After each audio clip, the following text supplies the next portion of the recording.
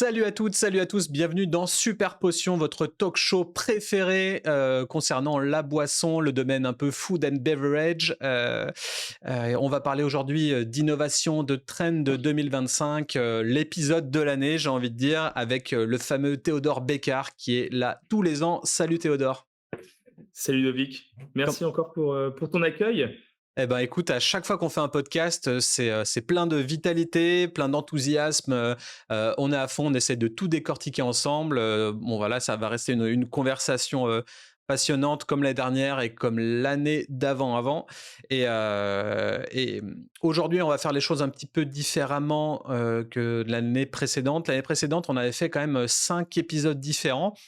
C'était hyper dense, hyper fourni, assez qualitatif, je pense, sans trop nous jeter des fleurs. Je pense qu'on a quand même bien chapeauté tout le background bière et boissons sans alcool et fermentées. Cette année, on va faire les choses un peu plus simplement, juste en deux parties. Alors peut-être pas deux épisodes, on verra suivant le temps que ça prend, mais deux parties. Partie 1, les tendances d'aujourd'hui et de demain, dans lequel il y aura 3 chapitres, donc l'ère du Sober Curious, toujours le côté alternatif sans alcool, les explosions de saveurs et les innovations audacieuses, et puis les autres tendances clés. Et ensuite, on sera sur une partie numéro 2, un focus sur le packaging design, qui reste quand même un élément clé de la différenciation. Donc, 2 parties aujourd'hui, une partie tendance et une partie packaging design. Mais avant toute chose, est-ce que tu pourrais vite fait te représenter si les gens ne te connaissent pas encore? Très bien, du coup je m'appelle Théodore et en fait je dirige une entreprise que j'ai créée il y a 5 ans, hein, le temps passe vite, qui s'appelle Brewing Theory et aujourd'hui on accompagne les entreprises dans leur innovation, dans leur sujet d'innovation et de qualité. Voilà, donc majoritairement du développement de recettes et du contrôle qualité et de l'optimisation de process. Ok, donc en gros, si vous nous écoutez et que vous avez un produit à développer, une recette à créer, direction Brewing Theory avec Théodore et toute la team qui sont tous vraiment très gentils pour y avoir été. Et d'ailleurs, dans les petites news, à l'époque, tu étais venu, on avait un local de 50 mètres carrés.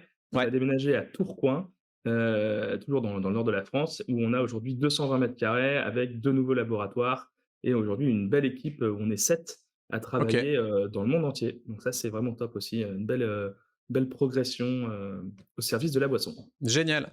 Eh ben, sans plus attendre, hein, je te propose, vu que ça va être encore dense, il n'y aura pas 5 épisodes, mais ça va rester quand même très très fourni en information et en innovation, je te propose de commencer directement.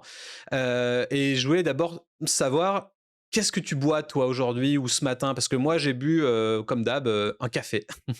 Pour pas changer, un café pour essayer de booster ma matinée avant ce podcast. Toi, est-ce que tu as bu quelque chose de particulier? Alors, ce matin, j'ai commencé par, un peu de vitamines, en cachet, pour me booster un petit peu parce que, voilà, c'est l'hiver et puis c'est le nord donc on cherche parfois encore un peu le soleil. Ouais. Et puis, et une chicorée pour pas avoir le double effet, vitamine d'un côté plus caféine, pour pas être non plus être surexcité. OK. Sinon je risque de vous perdre, aujourd'hui et puis là, j'ai attaqué un produit alors l'idée c'est pas de faire du placement produit non plus, mais un produit qu'on a développé cette année, pour, des clientes, Andrea et Anaïs, qui est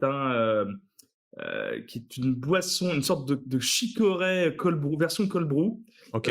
infusée avec des adaptogènes et des nootropiques. Donc, c'est des plantes qui vont ici avoir un effet boostant. Et voilà, donc je le bois frais, là, en général, vers 10 heures du matin. Et c'est pétillant, Euh, c'est plat? et c'est comme un cold brew, mais version chicorée. Donc là, on est vraiment sur un produit qui est très innovant avec ce côté. Je pense que ça fait une très belle transition sur la nostalgia. Tu voulais qu'on en parle peut-être? Ouais, carrément. Bah, j'avoue qu'on est à fond dedans. Là, tu parles de nootropiques, de tendance better for you, better for your health. Donc là, on est carrément dans la partie 1 des tendances, l'ère du sober curious et l'ascension des alternatives non alcoolisées. Alors, je vais faire un disclaimer. L'année dernière, on a parlé de beaucoup de trends et c'était la même chose en 2023. Concrètement, j'ai l'impression que vu qu'on a de l'avance sur les tendances ne bouge pas tellement d'une année à l'autre depuis ces 2 dernières années. Je sais pas ton ressenti, j'ai l'impression qu'on est toujours dans le côté le sans alcool monte, il y a un côté un peu nostalgique, il y a un côté, retour, à l'époque des millennials, donc un peu, trend de 90-2000. Pareil sur les saveurs, la complexité des saveurs. On a toujours un petit peu l'impression d'avoir les mêmes tendances à partir de 2022, alors qu'on va être en 2025. Est-ce que toi, tu as cette impression aussi? Le sentiment que j'ai, c'est que tout ce dont on parlait il y a trois ans, 2-3 ans, en fait, arrive concrètement en application aujourd'hui. Et là où on pouvait s'attendre à avoir, des tendances encore plus un peu exubérantes de choses complètement nouvelles et futuristiques, qu'on qui nous dépassent un peu. Je pense par exemple, enfin, je fais un parallèle avec l'IA qui va tellement vite qu'on n'arrive même pas à on a à peine compris comment fonctionnait ChatGPT qu'on est déjà en train d'utiliser une nouvelle appli.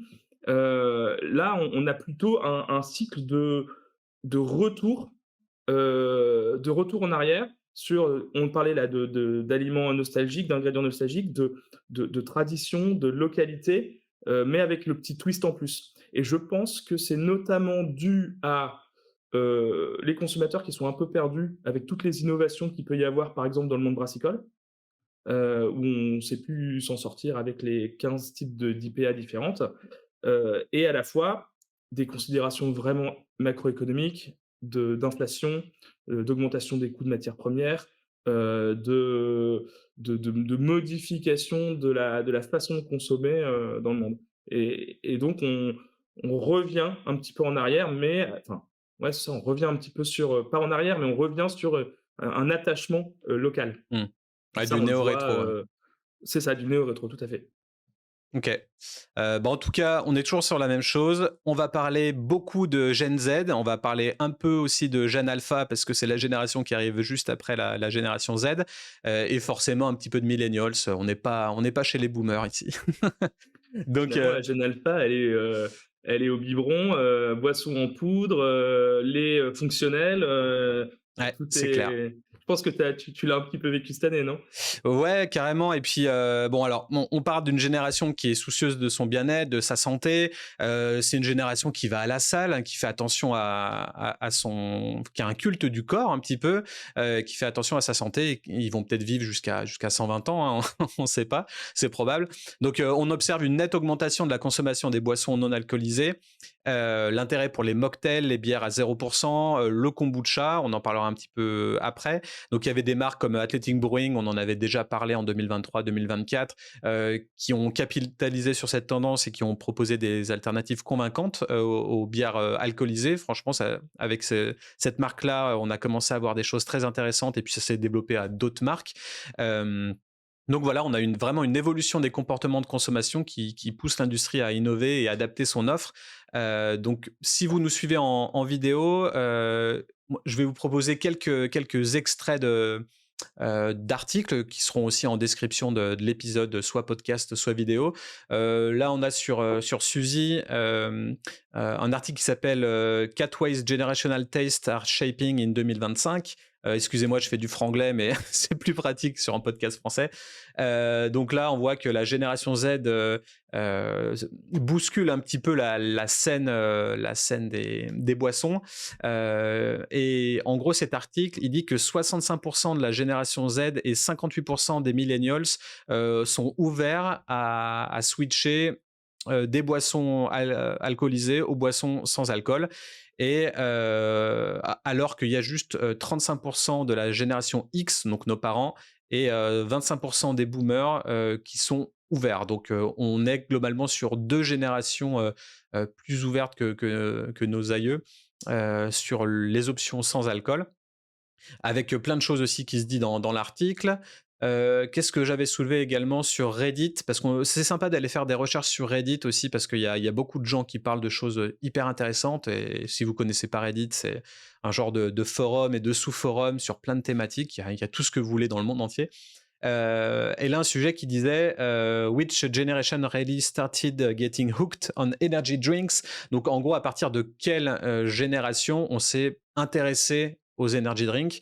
On peut voir que bah, on n'est pas chez les boomers ni la Gen X, on est vraiment sur notre génération à nous, des millennials, donc génération Y, et qu'au final, ça va plus ou moins se distiller sur la Gen Z et la Gen Alpha, ce qui donne ce petit avant-goût de ce qui va se passer à l'horizon 2030, 2040, 2050. Peut-être pas 2050, un petit peu loin D'ailleurs, là. c'est assez fou de voir, il me semble que les energy drinks, c'est une des catégories de boissons sans alcool qui performe le plus, actuellement. Ouais. Pardon, des bières sans alcool, des boissons sans alcool, autant pour moi. Mm. Heu et avec pour, la Gen Z, une évolution vers des énergies ce qu'on appelle des energy drinks, mais avec énergie naturelle. Je pense notamment, tout simplement au thé, par exemple. Mm. Là, on est en préparant le podcast hier, il y a Big Flo et Oli qui a sorti, un maté, avec du guarana. Donc on est vraiment typiquement sur, ce côté, boisson énergisante et à la fois, ça reste finalement une boisson énergisante, ça reste une boisson fonctionnelle, au final et avec Ouais. ce côté extrêmement clean label. Donc là, on a une boisson qui est bio, qui est, ouais, c'est ça, qui est bio avec de l'eau de coco et cetera, donc pas mal, c'est ça, hein, baie donc je dis guarana, mais baie de goji, douceur à la coco, grenade, donc vraiment un boost aussi aromatique assez intéressant, Mm. Donc donc un celebrity drink, au final, porté par Big Flo et Oli. Ce qui est intéressant, c'est de voir qu'ils ont déjà 7 950 followers, sans avoir lancé encore le produit. Et par contre, on voit pas trop leur tête. Tu vois, je me suis demandé, est-ce que c'est un celebrity drink comme The Rock, comme George Clooney, comme Brad Pitt, pour tous ceux qui lancent des marques. Et au final, alors bah, voilà, on ouais, finit par voilà, les voir, mais il faut scroller un petit peu. Et au final, ça va dans la vibe de leur musique. Hein. On parlait de clean label en off. On est vraiment sur quelque chose de pur et de sain. Et souvent, leur musique est associée à des choses, à un rap plutôt positif, quoi. Donc, et à la ça fois, fait en sens. opposition, tu as des marques comme Monster qui te sortent, des recettes diverses et variées, qui changent tout le temps avec un vrai effet collection, sur les energy drinks qui est assez impressionnant. Alors où en plus il y a plein de choses dedans, plus ou moins, bonnes à boire, et donc il y a vraiment 2 marchés différents quoi, Mm. sur ces energy drinks. Et d'ailleurs, on pourrait noter à l'écran que j'avais récupéré un petit schéma qui parlait des soft drinks qui ont le plus marché en 2023. Et on voit du coup clairement la domination de Coca et ensuite de Pepsi. Et on voit que Red Bull, Monster, ils sont quand même pas très loin. Alors, si, ils sont très loin derrière. Mais je veux dire, ils sont quand même en troisième et quatrième position. Gatorade qui est pas loin non plus, qui est aussi un booster. Hein. Donc au final, l'energy drink, ça a vachement le vent en poupe. Puis après, on a du Et le café Nescafé, aussi, quoi. c'est la caféine, ça reste une forme d'énergie drink aussi, quoi. Ouais, ouais, carrément. Donc au final, qu'est-ce qu'on peut voir d'autre Il y a sur cette tendance moins d'alcool, on a aussi un article du Guardian qui dit qu'en Allemagne, alors on parle de l'Allemagne, hein, attention, là, un pays où ça picole énormément de bière, et ben la soif pour la bière, c'est ce qu'ils disent sur le titre de l'article, est en train de s'amenuiser. Et a priori, ce serait plus cool du tout de boire de l'alcool ou d'être bourré, quoi. Donc, qu'est-ce que va devenir l'Oktoberfest ces bah, prochaines années? j'ai le sentiment qu'il y a et ça permet de rebondir sur l'energy drinks, et sur le fait de moins consommer d'alcool. Pourquoi est-ce que le midi, on consomme moins d'alcool? Ou on consomme pas d'alcool? Bah, parce qu'on a envie d'être performant au travail, d'être performant à la maison. On n'a pas envie d'avoir forcément cette sensation d'ébriété qui est plus au bon moment et il y a vraiment une notion de santé, bien-être et de performance dans la vie, quoi. Aujourd'hui, on est en fait surstimulé, au quotidien, que ça soit au travail, que ça soit sur les réseaux sociaux, que ça soit sur le digital, dans toutes les activités qu'on peut faire parce qu'on a aussi plus le temps de le faire.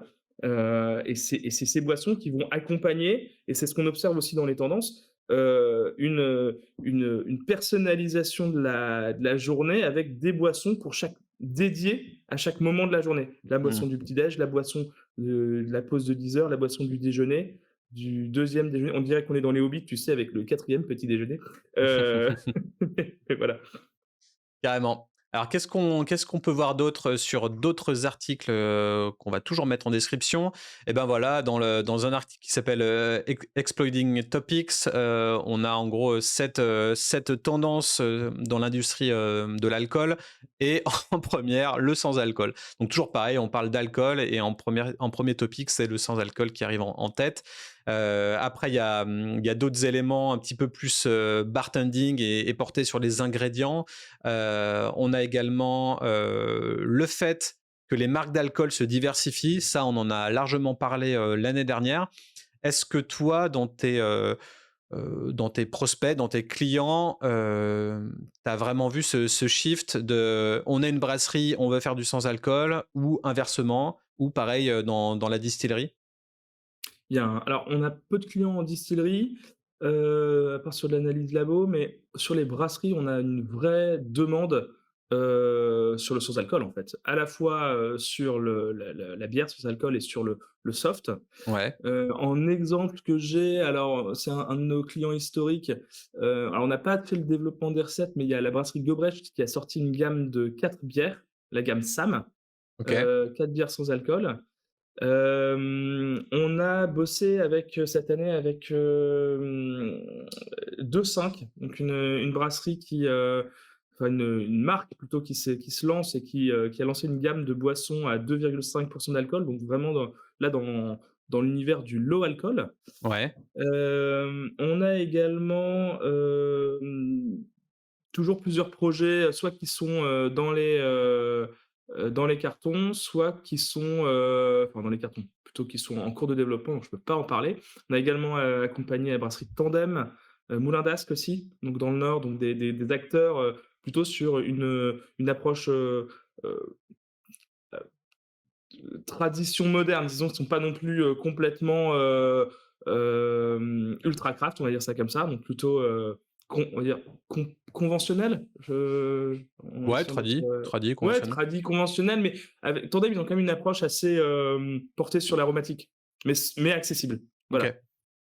Heu, donc on a ça et puis, bon, on a accompagné aussi Gauchois sur, qu'on ne présente plus, hein, sur une nouvelle recette, donc une IPA, sans alcool, et là fonctionnelle, Mmh. avec du coup un ajout de vitamine D, d'alkyle et millefeuille pour travailler sur la partie, immunité. Voilà. OK, Donc qui devrait sortir, incessamment sous peu. À d'accord. suivre, affaire à suivre. Et Donc ça continue et on continue à avoir de la demande. du coup, vu qu'on parle un petit peu des clients que tu as eus, j'ai vu que vous avez posté sur LinkedIn, les tendances, suite au bal, aux bières à Lille. Donc ça peut être intéressant de faire, un petit switch sur ça, sur, qu'est-ce que vous avez vu? Qu'est-ce qui se brasse concrètement? Donc là, je vais remettre ça à l'écran et tu vas nous expliquer un petit peu, ce document, au final?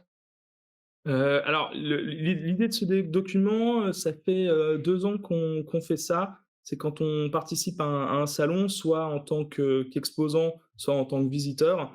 On va à la rencontre de chaque brasseur et puis, on rentre, dans un tableur Excel, toutes les données, toutes les bières qui ont été, servies et on en fait des statistiques pour essayer de voir si on arrive à sortir des tendances un peu plus spécifiques. Alors c'est aussi axé, sur une région. Ça dépend aussi des brasseries et des brasseurs qui sont invités. Ça dépend aussi s'il y a un thème spécifique qui est abordé. Là, en l'occurrence, il n'y avait pas de thème spécifique. C'était une édition du Bière à Lille, qui était, un peu plus restreinte. Le lieu est revenu, avant c'était au Grand Palais, là c'est revenu, à Saint-Sauveur qui est donc du coup, dans une ancienne gare avec un côté très craft, très roots, donc très sympa, hein. Ça nous avait aussi pas mal manqué. 70 brasseries au lieu de 100 l'année dernière. Heu et voilà, je pense que tu peux défiler, je ne connais pas toutes les statistiques par cœur, mais globalement, on retrouve moi, ce que je voulais vraiment regarder, c'était, on parle depuis 2-3 ans de l'avènement des lagers. Les lagers vont revenir et cetera. Bon, bah, en fait, dans la réalité, on a pris 1 de croissance, depuis l'année dernière en termes de statistiques, sachant qu'on a aussi combiné, le beer pot, à Arras dans l'étude de voilà, pour un petit peu, voir les différences entre les 2 années. Après, Les i pour remettre en contexte, on est sur le côté craft de la bière, on n'est pas sur le côté indus ou tout public. Tout à fait, C'est ouais, ça, ouais. complètement, Parce que du complètement. On est plus sur coup, le côté craft. la lager, c'est potentiellement peut-être le retour des lagers depuis 2 ans dans la craft beer, mais par contre, c'est la domination de la lager quand on parle de bière en général, et ça n'a pas vraiment changé.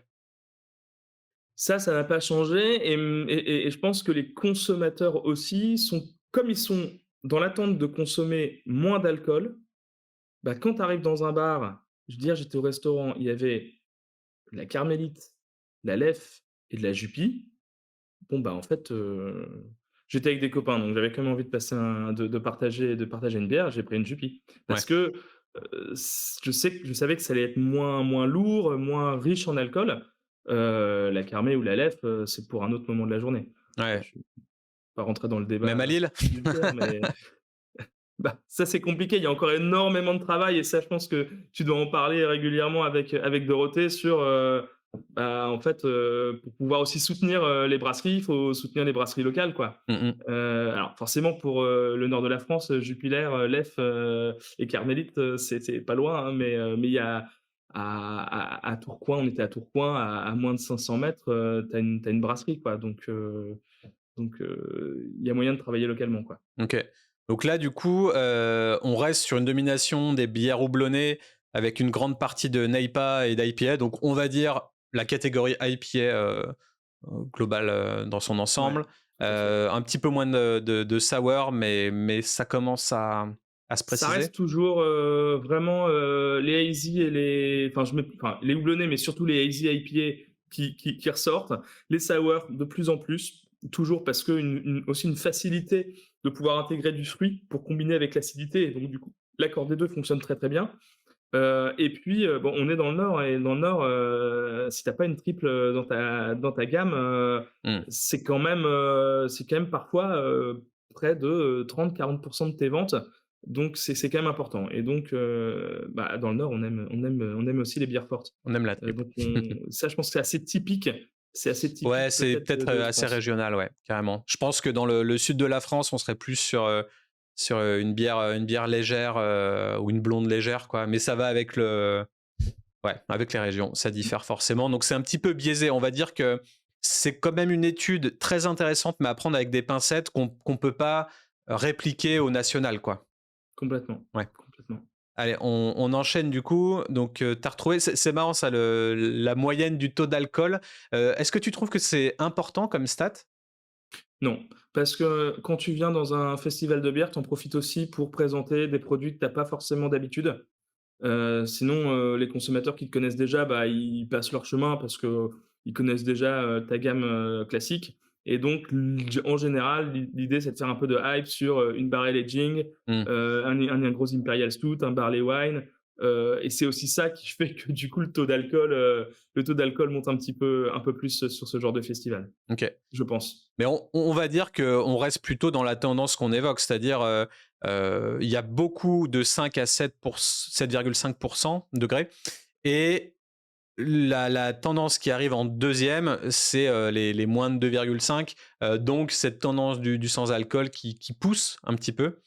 Et puis après, on reste dans le nord, donc il y a quand même le côté 7 à 9 qui est présent. Mmh mh. Mais ça peut faire sens. Là, on parle de houblon. Ouh là là, on arrive dans le technique là, attention. Alors là, on est dans le technique. Alors pour nous, en plus, c'est d'autant plus compliqué parce qu'il faut aller, on n'a pas systématiquement toutes les infos des houblons qui sont affichées sur les petites affiches des brasseries qui présentent. Ouais. Donc on va aller chercher un peu plus long, c'est un petit peu plus long à aller collecter la donnée. Et on a globalement, moi ce que je retiens, hein, si on veut synthétiser le houblon aujourd'hui, bah, vu que la tendance est quand même sur les hazy IPA, on est sur des houblons plutôt très aromatiques, donc plutôt des houblons américains. Et on a également donc le Citra, hein, qui est toujours là, toujours présent, le Mosaïque qui fonctionne très, très bien et puis on voit du Motueka, et on le voit pas forcément, mais en fait, on a une grande diversité, de houblons néo-zélandais, océaniens, australiens, qui sont arrivés surtout de Nouvelle-Zélande avec, une boîte qui s'appelle NZ Ops qui a eu je pense un accord de distribution avec Yakima ou quelque chose comme ça et qui communique très, très bien. Ça m'arrive, hein, de recevoir des pubs sponsors là-dessus. et qui du coup, a permis de sortir pas mal de bières, sur ce thème néo-zélandais, quoi. OK. Et du coup, est-ce que tu connais les houblons utilisés par les industriels qui se lancent dans, ces nouvelles bières, NEIPA, double IPA, très aromatiques et cetera? Est-ce qu'on est aussi dans le Heu, citras?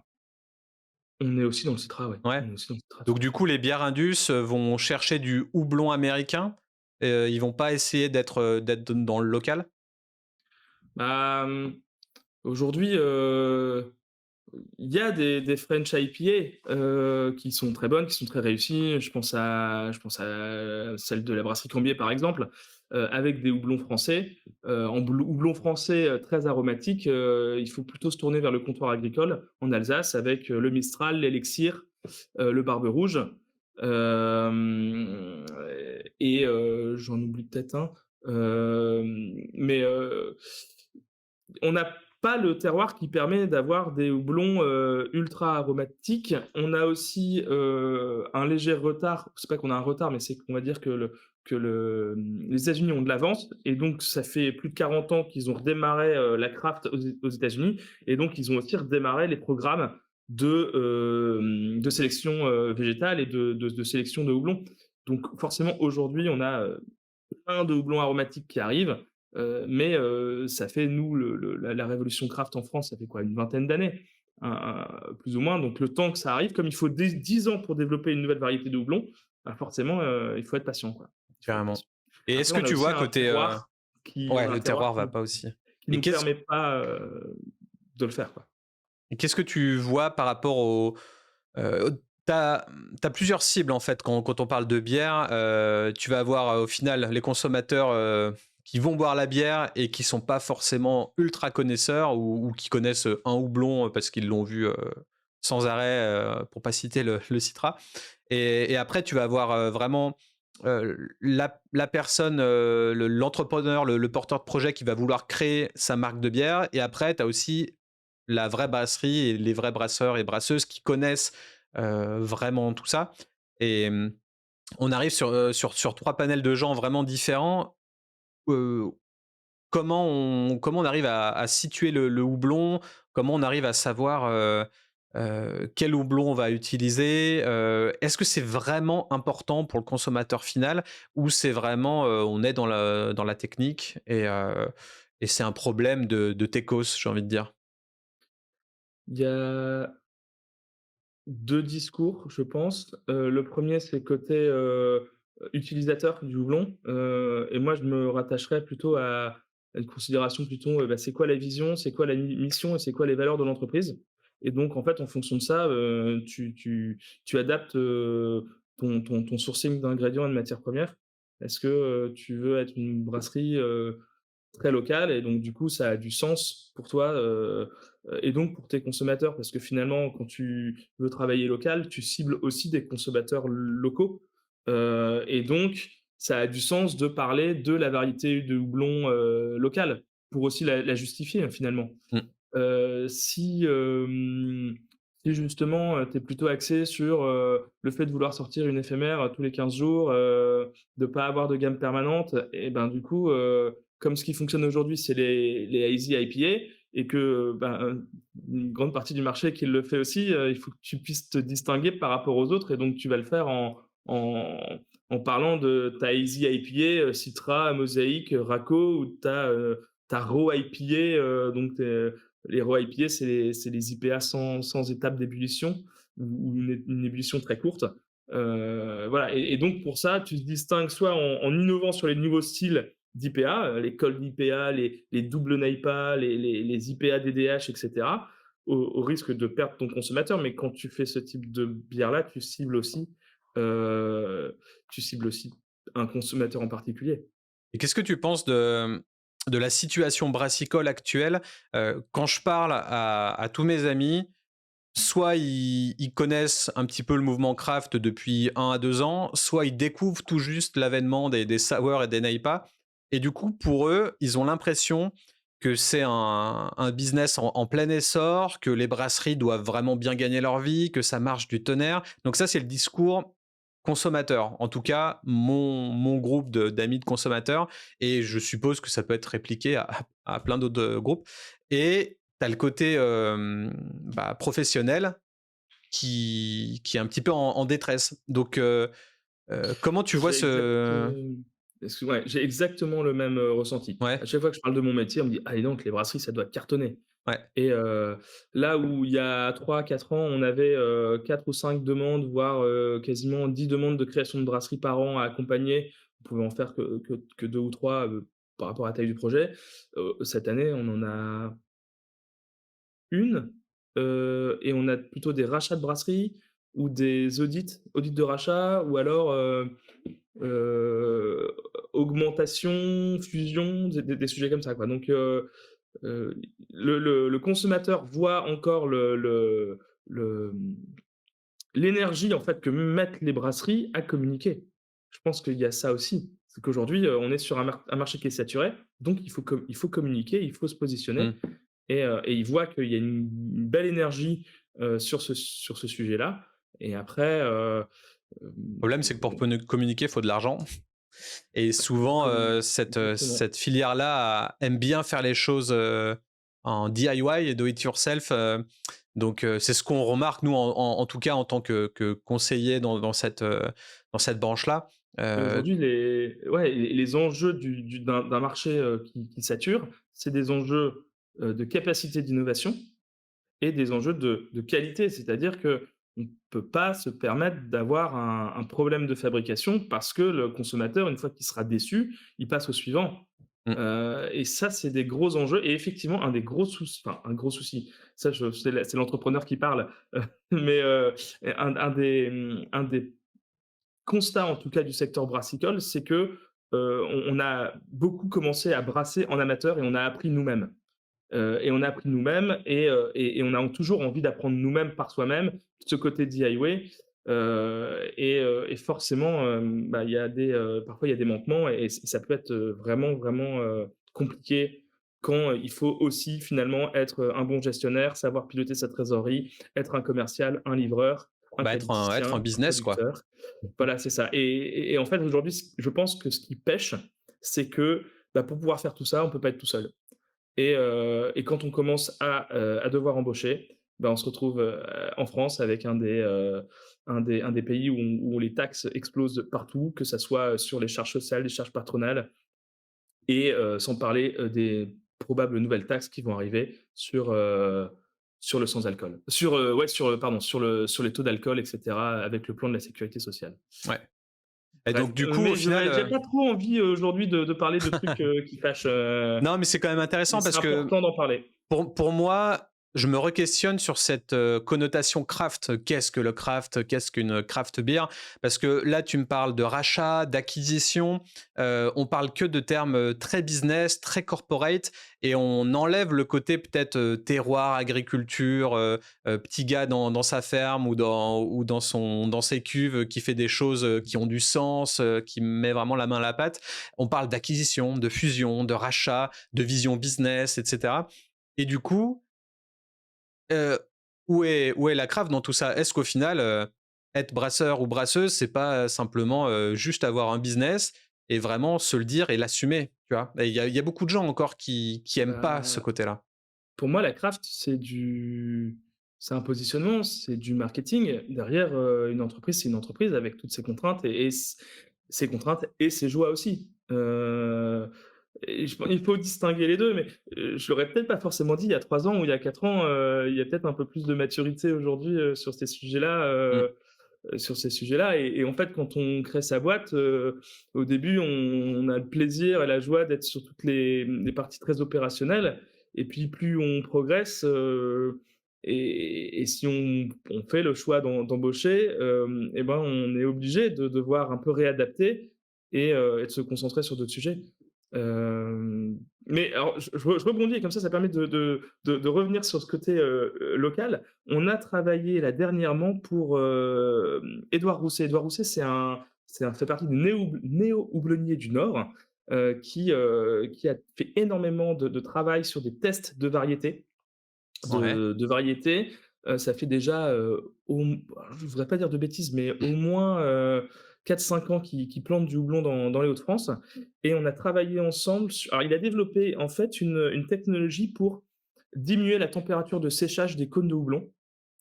Ce qui permet en fait d'avoir moins d'impact sur les composés aromatiques du houblon. Alors là, on rentre vraiment dans la technique et donc on a lancé ensemble, avec lui cette année une étude, très poussée sur les composés volatiles, issus de ces 2 différents séchages et donc on a eu des résultats, on a bossé avec une super boîte qui fait ça, qui s'appelle Twist Aroma, qui est basée en Alsace, qui font OK. de la recherche, assez poussée sur la bière, sur l'aromatique des houblons.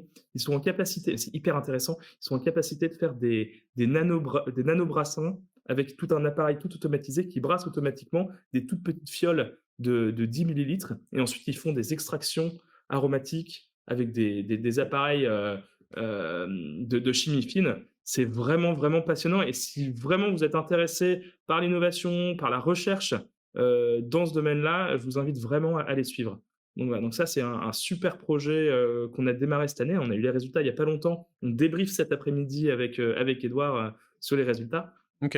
et voilà, donc ça c'est et du coup, il y a à la fois lui, il va travailler à la fois sur, l'optimisation des process pour être plus aromatique et donc pouvoir amener cette solution, made in France de houblon aromatique en travaillant sur la partie process et à la fois, il est en train de, réhabiliter, de travailler sur des souches, enfin pas des souches, des variétés de houblon, rustiques qui sont plus résistants à nos terroirs. Parce qu'avec une année comme on a eu l'année dernière, relativement humide, on a des gros problèmes de mildiou, de rendement et voilà, donc D'accord. il faut s'adapter. Donc très, très intéressant Et du coup, tu de parlais de d'arômes.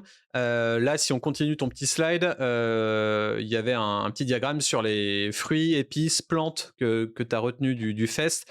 Est-ce que c'est, cohérent avec ce que toi tu vois à l'échelle, nationale, ces ingrédients? Est-ce qu'on peut dire que c'est les ingrédients de 2025? Oui, en fait, i là, c'est un petit peu un melting pot de tout ce qu'on peut voir et en fait, on retrouve souvent les mêmes ingrédients qu'il faut associer avec les bons styles de bière. C'est-à-dire que framboise, myrtille, mûre, hibiscus, fraise, ça va bien avec une sour. Ouais, Noix de coco, cacao, vanille, ça va bien avec un barley wine ou un imperial stout, quoi. Ce qu'on remarque, c'est que la framboise est toujours en premier. Ça, c'est vraiment, le fruit qui est plébiscité. La myrtille, là, est un peu présente aussi, un fruit qui est assez tendance aujourd'hui. La mûre aussi, ce côté, baie et qu'on retrouve aussi dans le sans alcool, hein, le côté, fruits enfin, c'est plutôt la famille des fruits rouges, avec ce côté antioxydant, plutôt santé. C'est des fruits qui sont aussi faibles en sucre, donc ça va dans cette tendance aussi de consommer moins sucré. Et puis, on l'a pas, mais c'est vrai que le gingembre, ça reste aussi, ouais. très, très, très, très tendance dans les boissons, quoi, sans alcool plutôt. Et est-ce que tu as d'autres choses sur, votre étude dont tu voulais parler ou, tu voulais qu'on passe à la suite? Non, non, je pense que c'est bon, après libre à chacun d'aller la consulter, c'est Yes. dispo. Alors du coup, pour la partie 2, on va parler un peu d'explosion de saveurs, donc ça fait quand même une transition. On a un article qui parle des 6 tendances food and drink de Nestlé, dans laquelle on voit la tendance Newstalgia. Donc qu'est-ce que c'est le côté Newstalgia? C'est au final le retour des saveurs classiques revisitées. Donc il y a des marques qui misent sur la nostalgie et qui proposent des produits qui rappellent l'enfance tout en ajoutant une touche de modernité. Et par exemple, on pourrait retrouver une bière aromatisée au bonbon, par exemple. Donc pour le coup, ça va pas trop dans l'aspect moins de sucre et voilà, mais on surfe sur le côté aussi se faire plaisir et cette tendance néo-rétro, on incorpore un petit peu de modernité dans une tendance un petit peu nostalgique.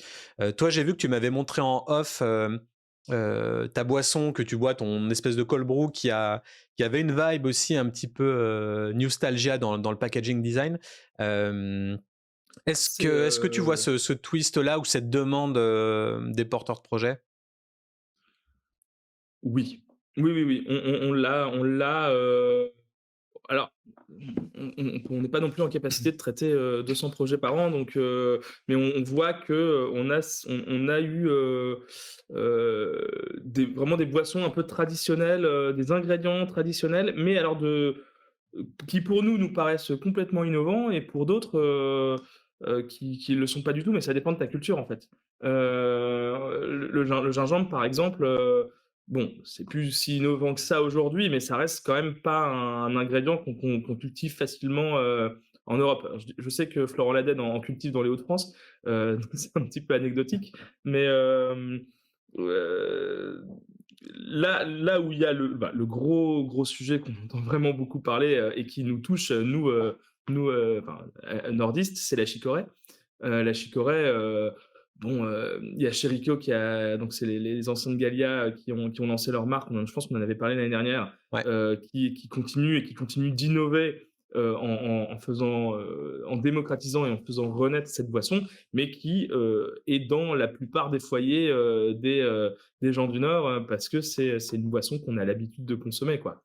C'est une boisson qu'il faut apprendre à aimer, mais une fois qu'on a mis le nez dedans, c'est très addictif, hein. C'est très addictif. C'est une boisson qui est riche en fibres, aussi, il y a l'inuline, c'est une fibre qu'on trouve dans la chicorée et donc ça a aussi, son intérêt, entre guillemets «fonctionnel» quoi, Mmh. mais sans caféine et je regardais dans les tendances, et dans les innovations du Cial, il y a aussi un café à base de lupin qui a été développé. Il y a aussi le retour je pense à ça, hein, mais ce qu'on pourrait appeler le café d'orge. Donc c'est, des grains d'orge torréfiés qui sont broyés et qui sont infusés comme du café. OK. Je c'est une forme c'est ce qu'on appelle les succédanés du café. C'est peut-être des boissons qu'on pouvait boire à une époque, qui était, la guerre, où il y avait des ruptures de matières premières et moi, ça me fait aussi penser à un sujet qui est très important et qui va être assez déterminant, sur cette année, c'est l'explosion des coûts du café et du cacao. Je ne sais pas si tu avais vu l'info, Non. mais si tu regardes les courbes de prix du café, et toutes les tendances indiquent qu'il va y avoir un grand sujet de comment, pouvoir, réduire l'utilisation potentiellement de café ou de chocolat dans les boissons, dans les aliments, et comment les rebooster de l'autre côté. Donc il va y avoir un travail aromatique important parce que les coûts explosent sur ces matières premières-là. OK. Et comme on a un effet mondialisation qui est très, très important, ça peut être un sujet, sur des gros projets, hein. Après sur du craft, il faut faire attention à tous les coups. Voilà, le café, ça Ouais, avait jamais on voit que ça explose depuis un moment, ouais. Alors moi, j'y connais rien du tout en en courbe, en bourse et cetera, mais bon, je vois le graphique monter donc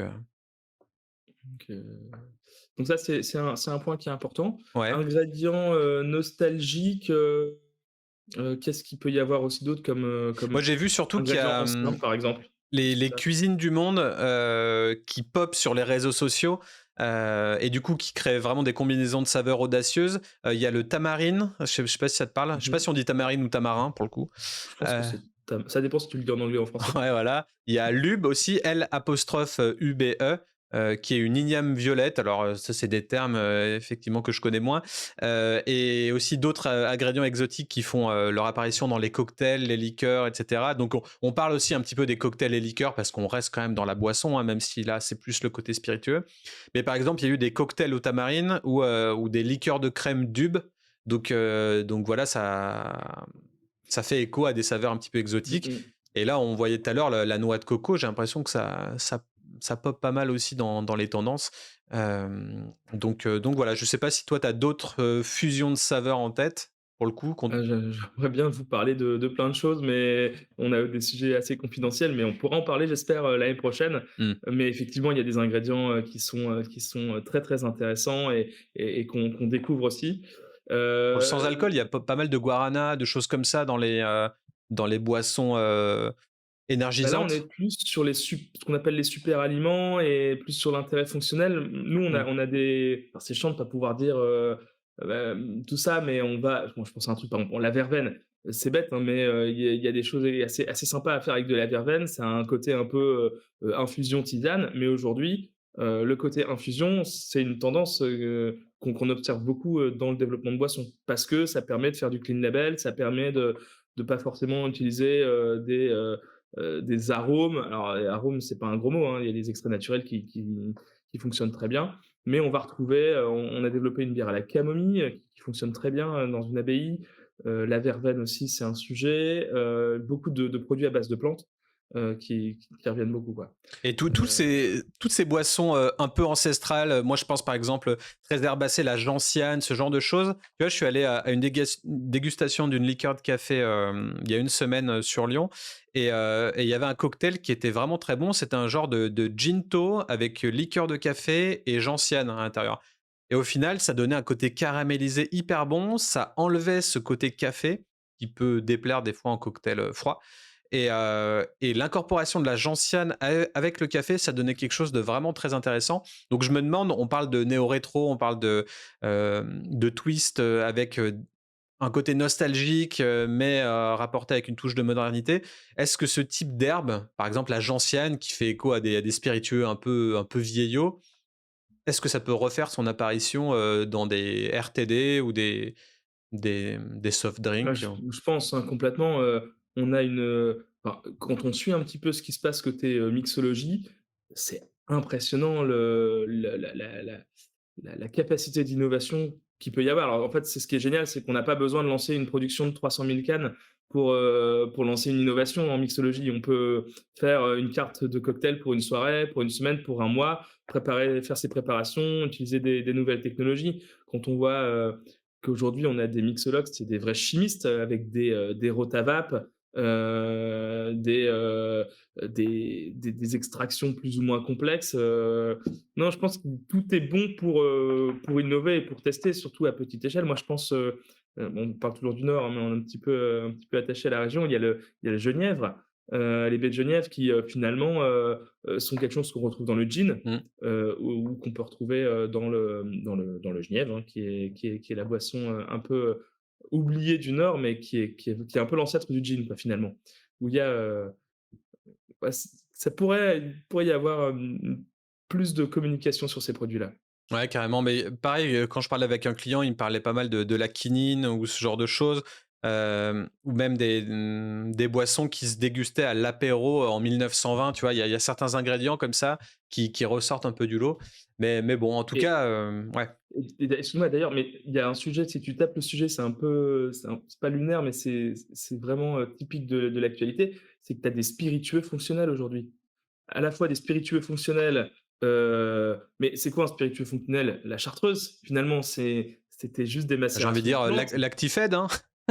alors Lactifed et tous les médicaments, que tu trouves en pharmacie, c'est des spiritueux fonctionnels, hein. Faut si on retourne dans l'ancien temps où on avait le droit de où les spiritueux étaient achetés en pharmacie, pour le coup, tu vois, il y a bah, et un tonique, la quinine et cetera, ça avait aussi ses vertus, spécifiques, ouais. et on retrouve cette notion de fonctionnalité dans les futurs, spiritueux sans alcool. Alors, heu, moi je distingue deux choses dans les spiritueux sans alcool. Il y a les alcools qu'on a désalcoolisés et il y a les mélanges d'ingrédients qui, sous forme des concentrés qui, une fois dilués, vont, permettre de faire des bases de cocktails sans alcool. Après, on a goûté des trucs assez fascinants, au labo, cette année, où en fait, tu avais aussi envie de les mélanger avec de l'alcool tout court, hein, parce que c'était très bon, c'était très bien fait. Et est-ce que tu Heu, penses que ce côté spiritueux fonctionnel pourrait arriver un jour en pharmacie, comme on peut voir certaines boissons fonctionnelles en poudre qui sont trendy et marketées pour la Gen Z ou Gen Alpha, qui se retrouvent des fois en pharmacie ou en parapharmacie pour le coup. Est-ce qu'on pourrait un jour la loi Evin nous empêcherait ça, bien que c'est du sans alcool, il y a pas d'alcool dedans, mais juste pour pas, faire papillonner les esprits en parlant vraiment spiritueux et voilà. je pense Enfin, que s'il y a de l'alcool, c'est mort, ça c'est sûr. ah oui, ça c'est sûr. Du coup, là, c'est même Mais il y pas a un quand même de sujet. l'alcool dans des médicaments qu'on achète, au final.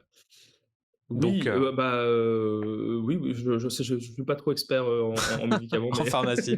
en pharmacie. Faudra un pharmacien avec les trends Heu 2026 du coup. mais de toute façon, c'est quelque chose à surveiller parce que, il comme on le disait tout à l'heure, il y a la façon de consommer, la fonctionnalité. Est-ce que c'est sous forme de complément alimentaire? Est-ce que c'est sous forme de boissons? Est-ce que c'est sous forme d'aliments? Un des enjeux des aliments fonctionnels, c'est que, pour arriver à des doses qui soient, qui aient un réel impact, et qui doit encore être prouvé parce que toutes les boissons qui sont développées avec ou les aliments qui sont développés avec de la fonctionnalité, il y a pas forcément d'études cliniques derrière qui prouvent scientifiquement, il y a un effet. Il y a d'autres façons de le mettre en valeur, mais forcément dans un cachet, très concentré de vitamines, on va aussi enfin, d'ailleurs quand on prend je sais pas, une pastille effervescente de vitamines, c'est pas toujours très bon gustativement. Mmh. Mais on le prend parce que on le prend plutôt comme un médicament. Quand je prends ma boisson fonctionnelle, en fait, le premier driver, c'est qu'il faut que ça soit bon, parce que sinon, ça ser je pense que ce qu'il faut il faut que ça soit bon. Bah, ça peut s'incorporer en tout cas, si c'est bon, ça peut être un élément déclencheur d'achat ou qui peut devenir un nouveau rituel, tu vois? Typiquement, tu prends Ouais, une vitamine C le matin qui s'infuse dans l'eau, ça te fait limite un espèce de Fanta, mais moins sucré.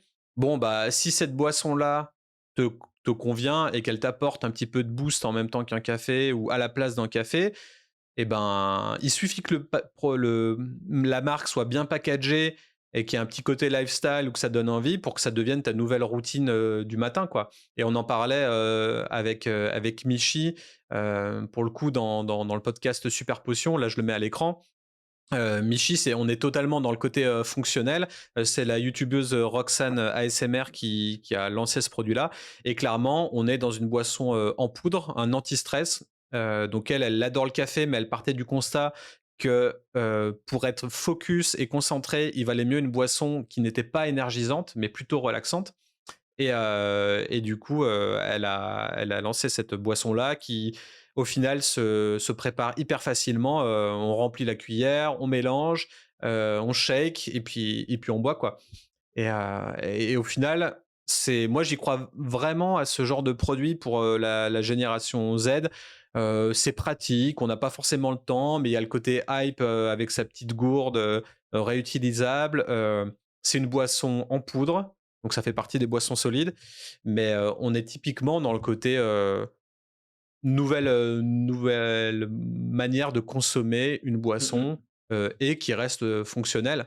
Donc, donc je trouve que ça fait sens, quoi. complètement. Après tu m'avais parlé en off aussi, de ce produit Viome ou cette marque. Qu'est-ce que c'est?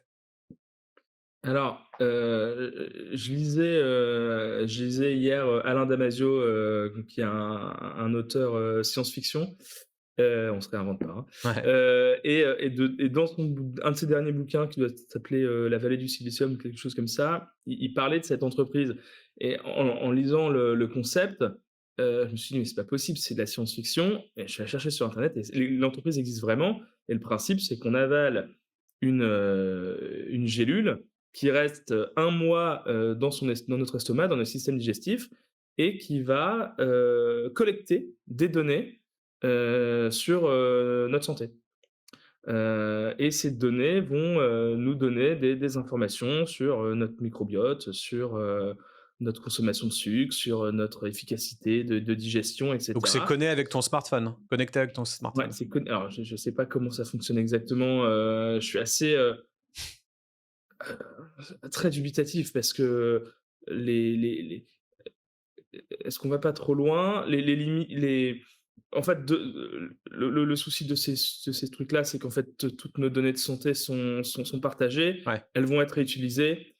Est-ce que demain et c'est de cette façon-là dont il en parle, est-ce que demain, on ne va pas, devoir prendre un cachet pendant un mois avant d'aller souscrire à une assurance et si on n'a pas le bon, système digestif, on aura des malus, sur notre assurance? Et voilà, moi Ah, c'est ça hyper intéressant m'inquiète et hyper flippant en même temps, ouais, j'avoue. voilà, ça m'inquiète plus qu'autre chose et à la fois, il doit y avoir des super applications, santé, bah, pour améliorer les choses et à la fois, bah, voilà, ce qu'on disait, c'est que, bah, en Europe, on est bloqué par la réglementation pour innover. Aux États-Unis, on l'est beaucoup moins, mais peut-être qu'en Europe, on met de l'éthique alors qu'on en met moins aux États-Unis. Ouais. Hem Et l'enjeu est là, quoi. L'enjeu est là.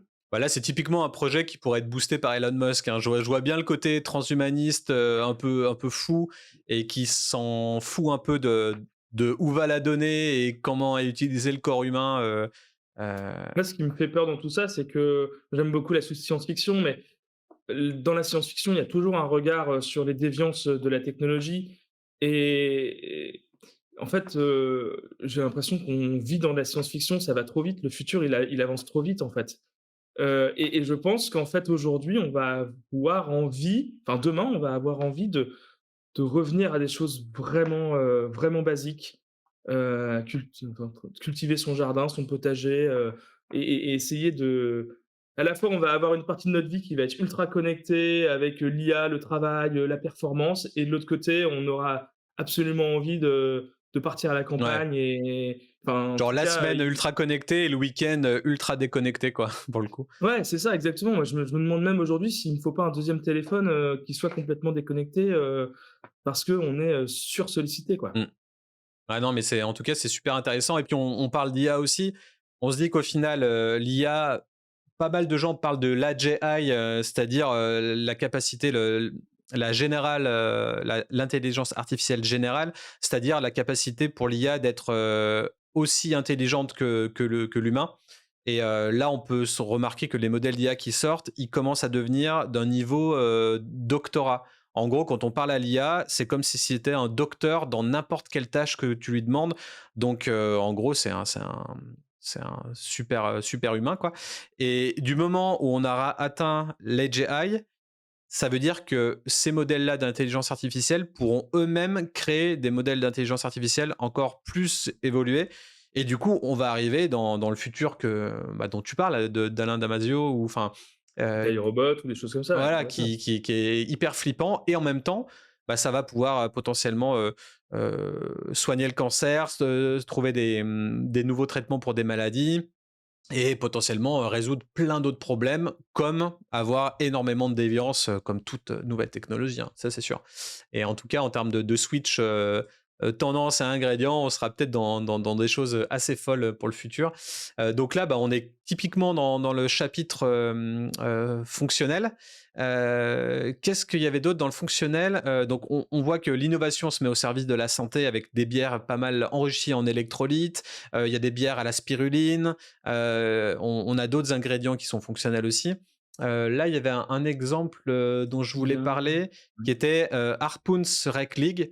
Eux, par exemple, ils ont décidé de mettre des ajouts de graines de chia et de sel marin dans leur bière.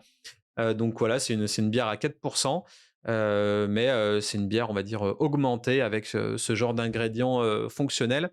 Là, alors je sais pas si on est chez les ricains, mais en tout cas, on n'est sûrement pas dans un pays régi par la loi E20. Qu'est-ce qui se passe en France? Est-ce que la loi E20 va un jour changer les choses pour qu'on puisse claimer des bénéfices pour ce genre de produit? Est-ce que ça va être toujours compliqué? Alors, c'est pas forcément lié, à la loi Evin, c'est aussi surtout lié, à, l'importance d'être, transparent envers le consommateur, et de pas tromper le consommateur. C'est surtout ça l'enjeu et donc c'est pour ça qu'on a tout un sujet qu'on appelle les allégations santé, Mmh. et donc déjà allégations et santé, santé et alcool, c'est quand même relativement, en opposition.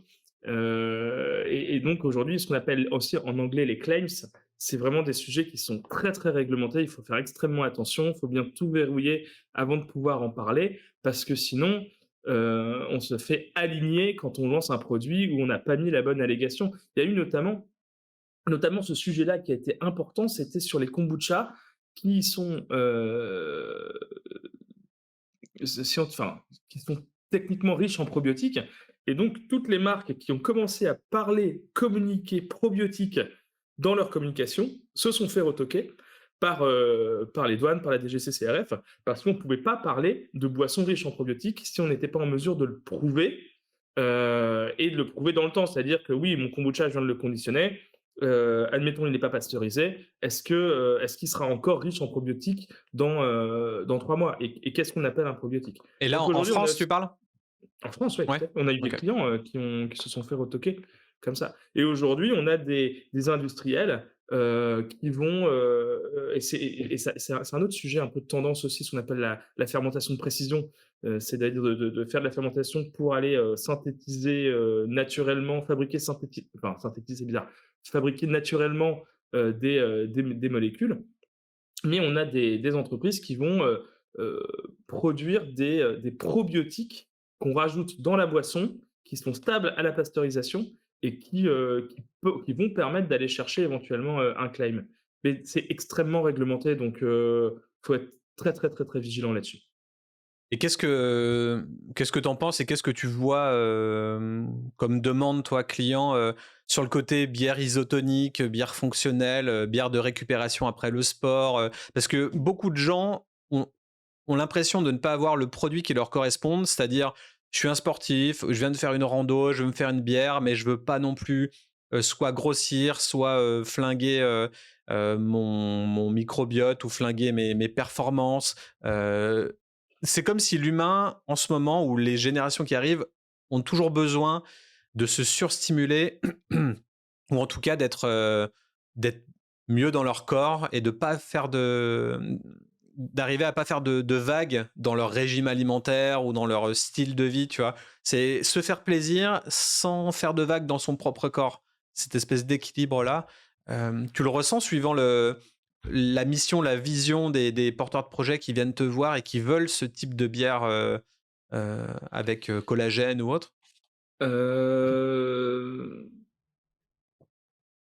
Souvent, ça part d'un constat. C'est: «Tiens, je prépare un triathlon, je veux quand même me faire plaisir et boire une bière, mais quand je bois une bière sans alcool, je m'y retrouve pas». Et de là naît l'idée, de développer un produit, une bière sans alcool qui ait du goût, et qui soit, enrichie, en électrolytes, pour favoriser l'hydratation. Et ça, c'est l'histoire de Goshoa finalement. Et il faut C'est forcément que ce soit sans alcool pour, enfin, tu peux avoir une bière alcoolisée, isotonique et fonctionnelle qui soit quand même, en fait, qui pallie l'alcool et le bénéfice santé, tu vois? Pour une bière, par définition, c'est quasiment isotonique, en fait. Parce que, c'est riche de plein de choses, hein. Il y a plein de minéraux, il y a c'est très riche en termes de valeur nutritionnelle, une bière. D'ailleurs, aussi, il y a un sujet. Là, la bière Harpoon, là, ce qui était, mis en évidence, c'était le côté local. Alors local dans le sens, faible en calories, OK. entre l'anglais et le français. Ouais. Mais ça, c'est quelque chose qui fonctionne très, très bien aux États-Unis, qui fonctionne très bien dans d'autres pays, mais qui est c'est pas vraiment un marché en France. On observe qu'en France, ça prend pas vraiment ce côté, faible en calories qu'on a essayé de faire avec des bières type brutes, hein. Les brutes, c'est qu'on va utiliser des levures un mélange de levures et d'enzymes qui atténuent, donc qui enlève tous les sucres, il reste que de l'alcool. Et bah, voilà, quand vous faites les calculs de valeur nutritionnelle, l'alcool, c'est un facteur 9, et le sucre, c'est un facteur 4. Donc forcément, quand il y a de l'alcool, il y a aussi, de la kilo enfin, voilà, de la valeur énergétique, mais c'est entre guillemets «pas de la bonne valeur énergétique», pour un sportif qui essaye de faire attention, quoi. Mmh.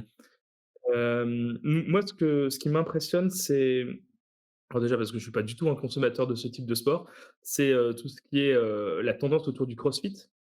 Tout le monde fait enfin, il y a énormément de personnes autour de moi qui en font. On a une salle de sport juste à côté du labo, où, ça pousse de la fonte, toute la Ouais, c'est journée. en plein boom, hein. Quand on regarde, quand on regarde un petit peu, cet univers-là et notamment, l'univers des ingrédients pour, cette préparation sportive, cette récupération et cetera. Mais, je ne sais plus comment s'appelle ce site internet, c'est pas Brut ou un truc comme ça, où ils vendent, vous pouvez tout acheter, des vitamines, de la whey, des protéines, des acides aminés, NutriPure, genre de marque? bah, je sais plus le nom, mais c'est impressionnant, on peut acheter du collagène, on peut tout acheter, quoi, et vraiment au service finalement, des sportifs. Mmh. Et on observe une demande en tout cas sur ce type-là. Ce qu'on a pu aussi, observer dans les études des tendances, mais plutôt à d'autres échelles, c'est que, par exemple, on entend beaucoup parler de fonctionnalités autour de la santé de la peau. notamment avec l'acide hyaluronique, le collagène, truc qui fonctionne pas trop en France, mais qui a du potentiel dans d'autres pays, quoi. Donc il faut aussi faire attention à son marché. Enfin, en tout cas, toujours Ok. Et dans le côté regarder ça. toujours better for you, est-ce qu'il n'y a pas mieux que juste de l'eau? Et pour illustrer ça, je voulais te montrer le site de Nongfu Spring qui faisait partie du graphique qu'on a vu tout à l'heure dans les meilleures ventes des soft drinks. Et on se demandait qui c'était parce que nous, on les connaissait pas. Donc, a priori, c'est un groupe chinois qui ont plusieurs marques d'eau dans leur portefeuille. Et là, on peut voir en bas, enfin vraiment tout style. Donc les packaged drinking water products, les tea beverage products, les functional beverage products, les jus, etc. Donc eux, ils ont un panel. Alors, on voit qu'il y a beaucoup de rouge hein, globalement. On se demande même si c'est pas japonais pour le coup. Mais, euh, mais voilà à quoi ça peut ressembler. Alors, est-ce que toi, on te demande de l'eau en canette ou de l'eau en bouteille? Non. Non, on n'a pas eu ce sujet-là. Heu, Après, ce que j'observe dans la consommation autour de moi, c'est, ce qu'on pourrait appeler de l'eau augmentée. C'est, de l'eau, on boit de l'eau, on a besoin de s'hydrater, mais on va rajouter, du sel et du citron, pour en faire une boisson, plus hydratante. Alors soit on peut le faire version, naturelle au citron, enfin au citron sel, soit on achète, il y a Waterdrop, je pense qu'il fait ça, il y a Ouais. Hydratis qui le fait aussi, des petites pilules qu'on vient, mettre dans sa boisson et en y entendant parler, par mes frères, qui sont, très sportifs, ils en prennent ou très fêtards ou les 2. Ils en prennent avant de sortir et après de sor et le lendemain et le dimanche matin ou le lendemain de la soirée, Mhm. ou après un effort sportif pour en fait s'hydrater, mais vraiment dans cette fonctionnalité d'hydratation. Mais évidemment que l'eau, c'est pas mal. Alors si on oublie tous les sujets de microplastiques et cetera, il y a plein de sujets santé aussi. Et voilà, donc Parce qu'on en parlera toujours, mais ils sont extrêmement populaires, Liquid Death, qui sont en Amérique, qui font de l'eau en canette. Et voilà, donc il y a plein de gens qui disent est-ce qu'il faut avoir une marque lifestyle de plus pour boire de l'eau? Évidemment, boire de l'eau en canette, a priori, c'est peut-être un peu mieux que boire de l'eau dans des bouteilles plastiques, ne serait-ce que pour le contenant. Après, d'où vient l'eau, etc. Enfin, ça, c'était le problème avec Liquid Death, après, qui à la base, l'eau venait des montagnes européennes et elle était exportée aux États-Unis. Donc, en termes de. Voilà, c'était pas fou en termes d'écologie. il y a Mais, il y a il y a il y a c'est même pas un sujet en fait, notamment en Europe et en France, on a, des systèmes, qui traitent l'eau et qui rendent l'eau potable. Prenez l'eau du robinet, hein, ouais. c'est ça qui impactera le moins et à la rigueur, si vous aimez pas le goût de l'eau parce qu'elle peut être, chargée en chlore ou elle peut avoir un goût, parce qu'on n'a pas tous la chance d'avoir de l'eau de source ou de l'eau de montagne, qui sort du robinet, hein, dans le nord par exemple, ben, c'est, prendre une carafe avec, un peu de charbon actif qui va venir capter les mauvaises odeurs et rendre l'eau, agréable, quoi. Et c'est en fait, c'est ça, hein, c'est avant même d'acheter des boissons en canne, il y a un effet aussi beaucoup marketing Ah et oui. on observe dans les tendances que de plus en plus de restaurateurs vont fabriquer leurs, boissons eux-mêmes. On a des boîtes qui fabriquent leur iced tea maison, leurs infusions maison, leur cola maison. Je crois que c'est une boîte on en avait parlé l'année dernière qui s'appelle, Nescence, Necense. Je crois qu'ils Mhm. proposent ça pour les restaurateurs. Il y a aussi ce sujet-là. Oui, donc les restaurateurs, il faut en parler aussi. Ouais. Il y a pas juste les brasseries ou les distilleries, il y a aussi les restaurateurs qui peuvent créer leur propre marque et la faire vivre à travers leur restaurant ou leur franchise si jamais ils marchent vraiment bien. Mais oui, et du coup, cette tendance de juste l'eau et l'eau du robinet potentiellement en France, ça peut créer un boom dans les boissons en poudre dont on parlait tout à l'heure, style soit les pastilles style Waterdrop, soit Michi boisson en poudre, soit et bon, on en reviendra un petit peu après sur les autres tendances clés. Là, je voulais parler juste d'un petit truc que j'avais vu aussi, c'était le retour des shots. Alors là, on est plus sur le côté bar et un petit peu cocktail, quoi. Mais le retour des shots qu'on appelle des craft shots maintenant. Alors, toujours pour parler de cette tendance de craft, d'artisanal, est-ce qu'on est obligé de tout renommer avec le mot craft avant pour avoir l'impression d'avoir un produit Quali local, pur, frais, qualitatif qualitatif. aussi. Qu'est-ce qu'un craft shot par rapport à un shot normal, si ce n'est juste de l'alcool sucré dans notre, dans notre sang. Donc voilà, c'était juste pour le trip du terme. Je ne sais pas si tu as envie de débattre là-dessus. Moi, ça me fait penser à 2 choses. Un, le fait qu'on ait ce même concept de shot énergétique, avec des shots de gingembre, curcuma, guarana, toujours en mode boisson, à prendre son shot, au petit déjeuner. Donc une autre façon de consommer, la fonctionnalité.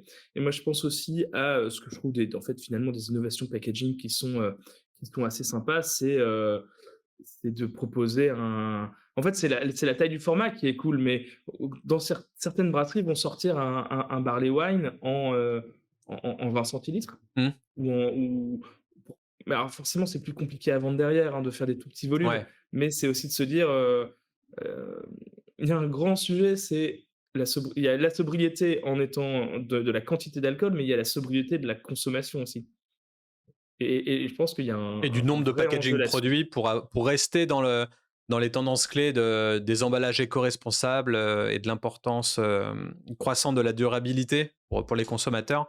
On parle de bagging box, de pochettes de vin, de choses comme ça. Est-ce que c'est encore aujourd'hui le moment de lancer énormément de micro-quantités dans des bouteilles, enfin, ouais, dans des flacons, ce genre de choses. Euh, Ce qui serait intéressant, ce serait d'avoir le retour d'un bar, en CHR sur, est-ce qu'ils observent une demande de diminution de la quantité de boissons? Hem, Aujourd'hui, quand on va dans des bars, craft et qu'il y a des bières très fortes en alcool, souvent sur la carte, c'est indiqué, le prix du galopin, de la 25, de la 33 et que la pinte est interdite à la vente, en fait, hmm. aussi. Soit parce qu'il y a un phénomène de rareté, parce que c'est des bières qui sont rares, ils ont peut-être qu'un seul fût, mais aussi parce que, bah, ils veulent pas, qu'on se retrouve à boire une pinte d'une bière à 15 degrés, quoi. Carrément. En tout cas, c'est intéressant. Moi, je te propose de partir sur les autres tendances clés qu'on va pouvoir voir en 2025, notamment la diversification dans le secteur brassicole. Les brasseries artisanales explorent des nouveaux horizons. On en parlait aussi déjà l'année dernière, mais on parle de spiritueux, de hard seltzer, de sans alcool. Là, on a l'exemple récent de Heineken qui a racheté Distel. Distel qui a un gros groupe sud-africain. Donc, si on regarde un petit peu dans le portfolio, ils ont énormément de spiritueux. Ils ont Gordon notamment en droit exclusif en Sud-Afrique. Afrique du Sud, je parlais normal.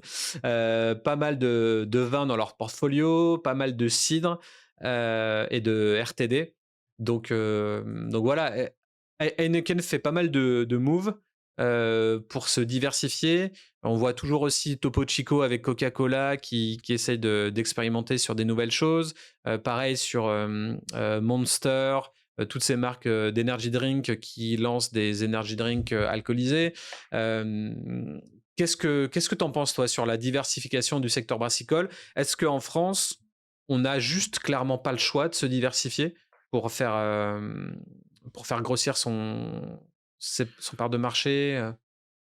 La diversification finalement, c'est pas mettre ses œufs dans le même panier et en fait tout le monde, doit se diversifier. C'est prendre un gros risque que d'être, là je vais reprendre la casquette de l'entrepreneur, c'est pas forcément très drôle, mais, tout le monde doit se diversifier dans ses activités, pour éviter de subir les fluctuations d'un marché et je pense qu'on est la génération d'entrepreneurs, covid et post-covid. C'est-à-dire que moi j'ai lancé ma boîte en plein covid, heu il fallait dealer avec l'actualité en temps réel de comment on fait les choses et aujourd'hui,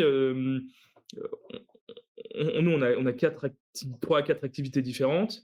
On développe plus que des bières, on développe aussi des boissons sans alcool, des bières sans alcool, on travaille sur des projets autour du vin.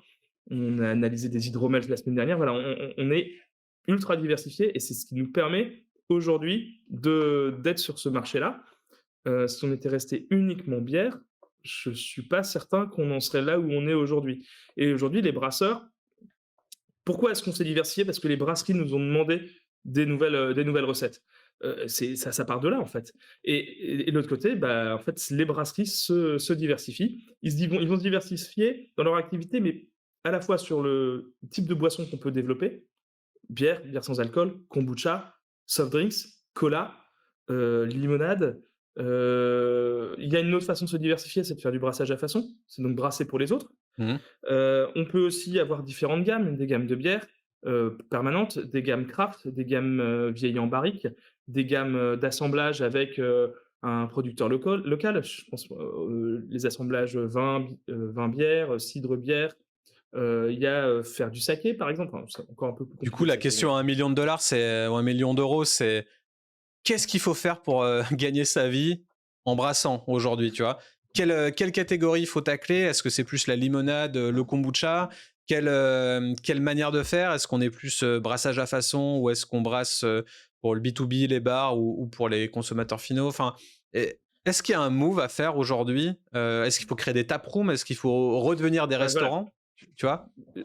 Je pense la taproom, c'est génial parce que tu vends ta bière en direct. Tu passes pas par aucun intermédiaire.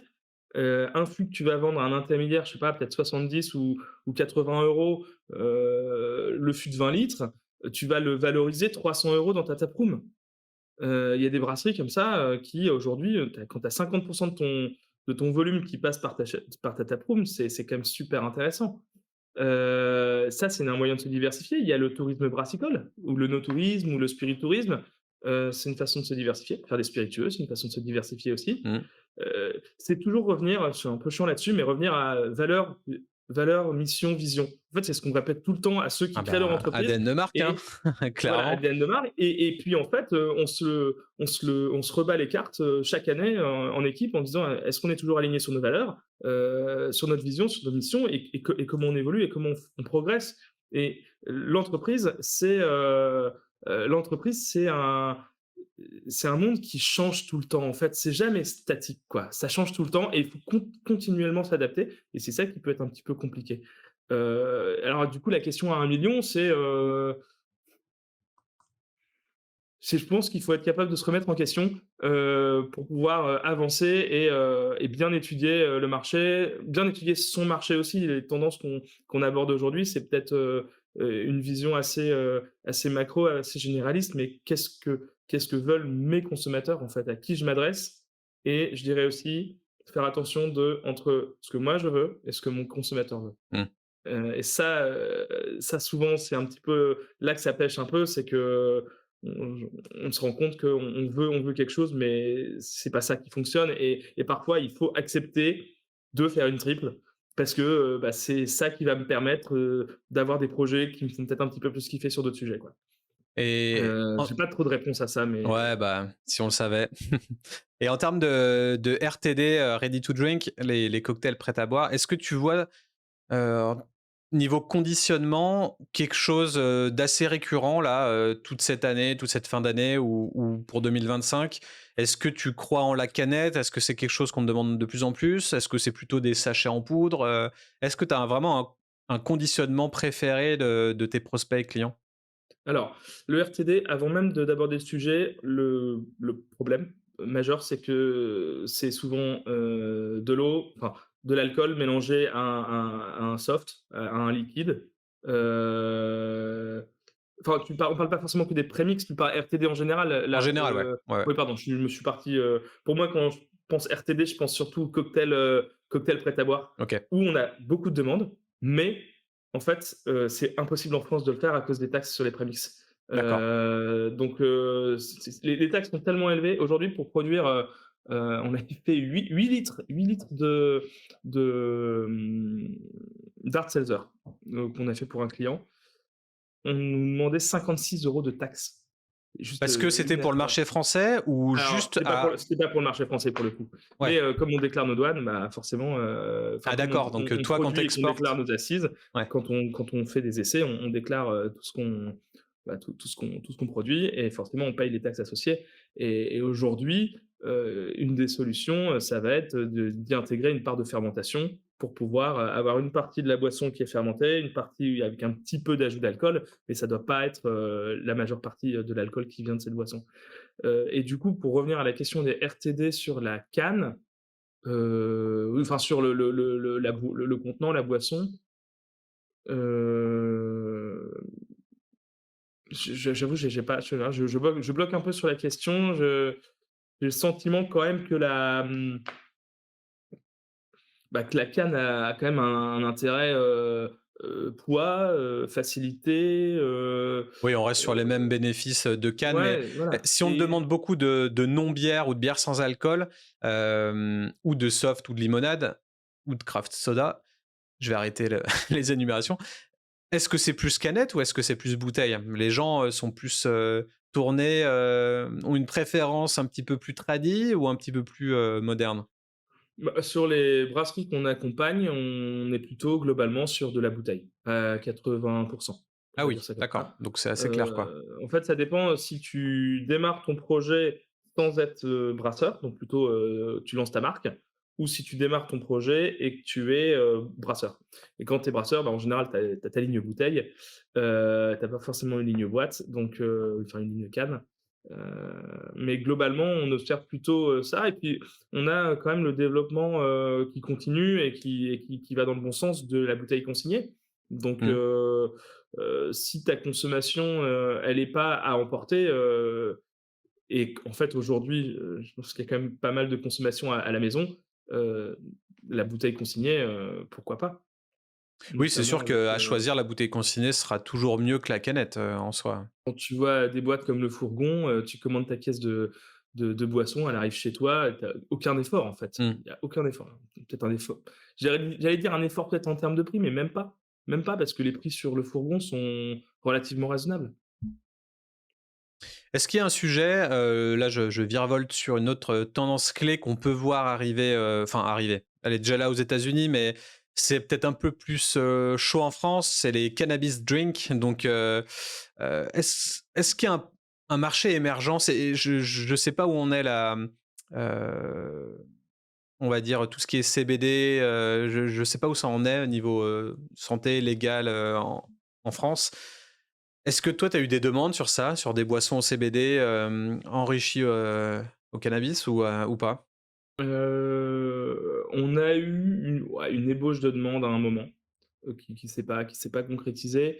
Aujourd'hui, là où je suis assez vigilant, c'est que c'est pas, techniquement, c'est pas autorisé. OK. D'un point de vue réglementation, c'est pas autorisé. Il y en a qui le font, ça passe. Il y en a qui l'ont fait, ce n'est pas passé. Il y avait même une marque, d'ailleurs, je pense du côté de Lyon qui a été, je crois que la préfecture a interdit la commercialisation de la boisson, alors que d'autres marques dans d'autres régions, continuaient à le commercialiser. Donc il y a quelque chose Donc qui est encore un pas, flou, juridique là-dessus, ouais, quoi. il y a un flou OK. juridique là-dessus, tout à fait. Donc je serais, plutôt prudent, vraiment très, très, très prudent sur ces boissons-là.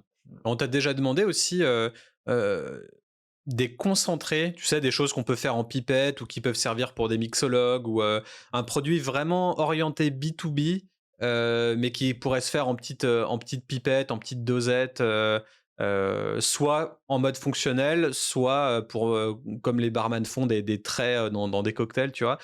Est-ce que ce petit conditionnement et le côté concentré, heu, peut être une innovation que tu proposes ou qu'on te demande? Alors, petit conditionnement, on n'a pas eu de demande spécifique. Après sur la partie packaging, c'est moins notre spécialisation. On a un regard, mais c'est pas là où on va pouvoir innover sur la partie packaging.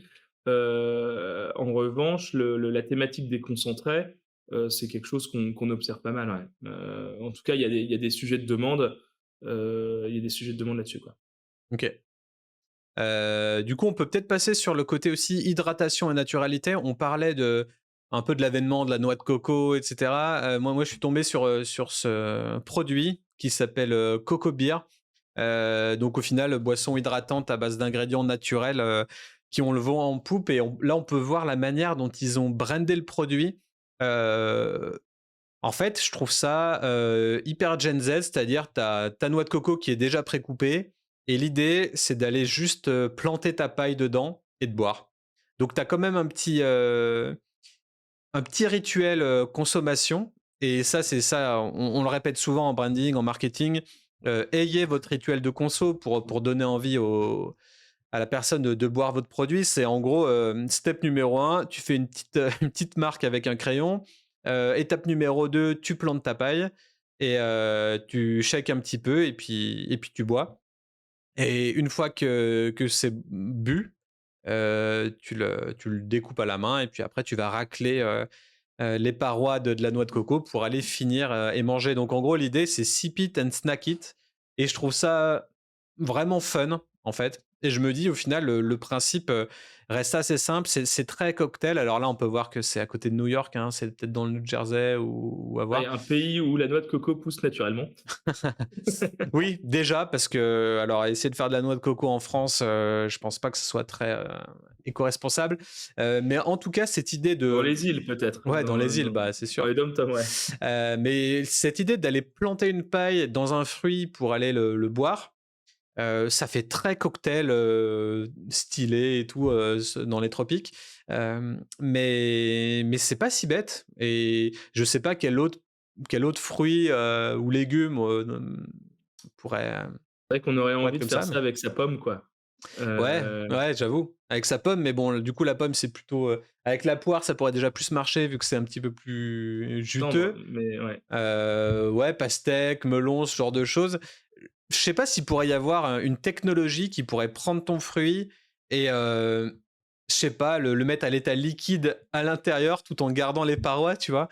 Mais ça serait tellement fou. Tu le truc? Tu prends n'importe quel, fruit ou légume, tu plantes une paille éco-responsable bien sûr, hein, ça va pas être une paille, en plastique et voilà, mais en tout cas, tout ça pour dire, un produit innovant qui utilise la noix de coco qui est aussi un ingrédient en vogue et pour en faire, un petit twist marketing sympa, Ce qui est j'ai trouvé pratique dans ça assez la original. ce qui est pratique dans la noix de coco, c'est que tu as pas de pépins. Aussi, ouais. Ah bah, ouais, c'est clair. Mais, en fait, ils démocratisent quelque chose qui se fait très couramment, je sais pas si tu as eu la chance de voyager un petit peu. Oui, en plus, si, tu avais pas mal voyagé à l'époque, Bah, à Tahiti, j'étais dans du le pays de la covid. noix de coco, hein. Voilà, tu étais sur la plage, au lieu de te vendre des beignets, on te vendait de noix de coco et il arrive et il te met une paille, il te casse la noix de coco et tu le bois comme ça, Bah, à quoi. Tahiti, c'est plutôt, ils te montrent la noix de coco, ils te donnent un coup de machette dedans et tu la bois, à l'arrache, comme ça, tu vois? Et puis après tu Mmh. manges, donc c'est moins, c'est plus, rustique et du coup, on est plus dans la vibe de faire les choses soi-même à la main, sur une île, quoi. Là, c'est très Mmh. marketé et très, très bobo, dans l'idée, quoi. Mais l'idée produit intéressant, toujours dans l'hydratation et la naturalité et la praticité aussi, qui est assez intéressante. Sinon, il y avait aussi ce produit en poudre qui est un kombucha en poudre. Donc, je voulais qu'on y revienne sur le kombucha au final. Toi, tu as vu que c'est quelque chose qui commence vraiment à être démocratisé en France. On commence, vraiment à savoir ce qu'est le kombucha. C'est plus juste cette boisson étrange qu'on voit dans le rayon bio de chez Carrefour ou Auchan, tu vois? Mmh. C'est quelque chose qu'on voit arriver dans les bars, en alternative sans alcool, pour, soit les femmes enceintes. Alors attention, il y a quand même un petit pourcentage d'alcool, hein, c'est pas 0,0 le kombucha, mais bon, ça reste quand même, populaire pour le sans alcool. T'en vois beaucoup? T'en crées, de plus en plus? Ben, là où il y a 5 ans, au Kombucha Summit, à Berlin, on en 1 de la population européenne avait déjà goûté le kombucha et 2 en avaient entendu parler. Là, aujourd'hui, quand on parle de kombucha, j'ai même plus besoin d'expliquer. Souvent, je dis: «Tu connais le kombucha?» «Oui, oui, c'est bon, je connais». Donc ça se démocratise Mmh. et j'ai le sentiment que là, ça y est, ça commence à parler vraiment et avoir des consommateurs réguliers, comme vraiment une belle alternative, au soda, quoi. Donc ça prend.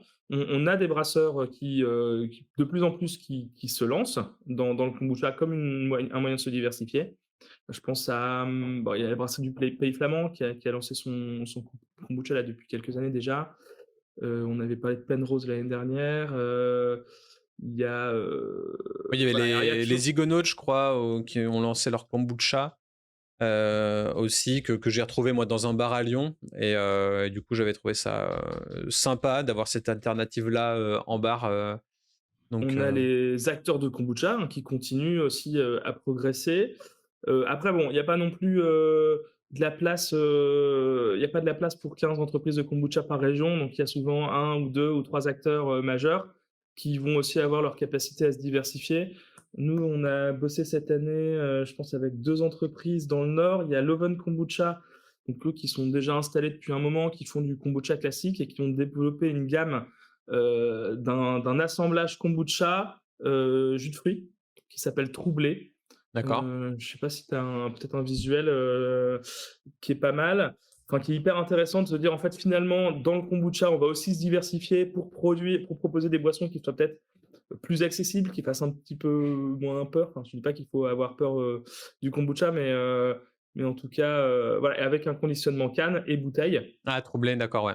Canne et Voilà, bouteille. Ils canne et sont dans la bouteille. même veine que Brickhouse, hein. Ça se voit que c'est la même a agence de com qui a travaillé dessus, quoi. C'est le Nord, on travaille localement. On travaille localement.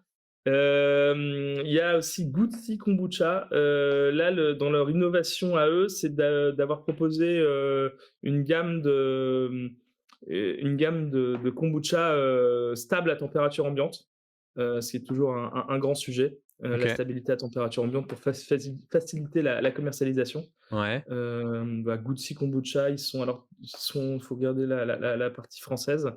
Une petite structure du Nord qui produit aussi lui-même. Il y a Donc voilà, aussi, donc on a il y a aussi les acteurs, principaux, Loki Kombucha pour qui j'ai fait tout le rebranding, ouais, tout à fait. et ouais, c'est vraiment très intéressant et là, eux, ils sont implantés depuis 5 ou 6 ans, voire même peut-être un peu plus. Souvent, c'est les alternatives qu'on voit le plus souvent, c'est Karma, Loki et puis, ouais, Loven, c'est plus le côté craft kombucha si on Ouais, vu qu'on peut employer le mot craft maintenant pour tout, tout on à va fait. on va l'employer.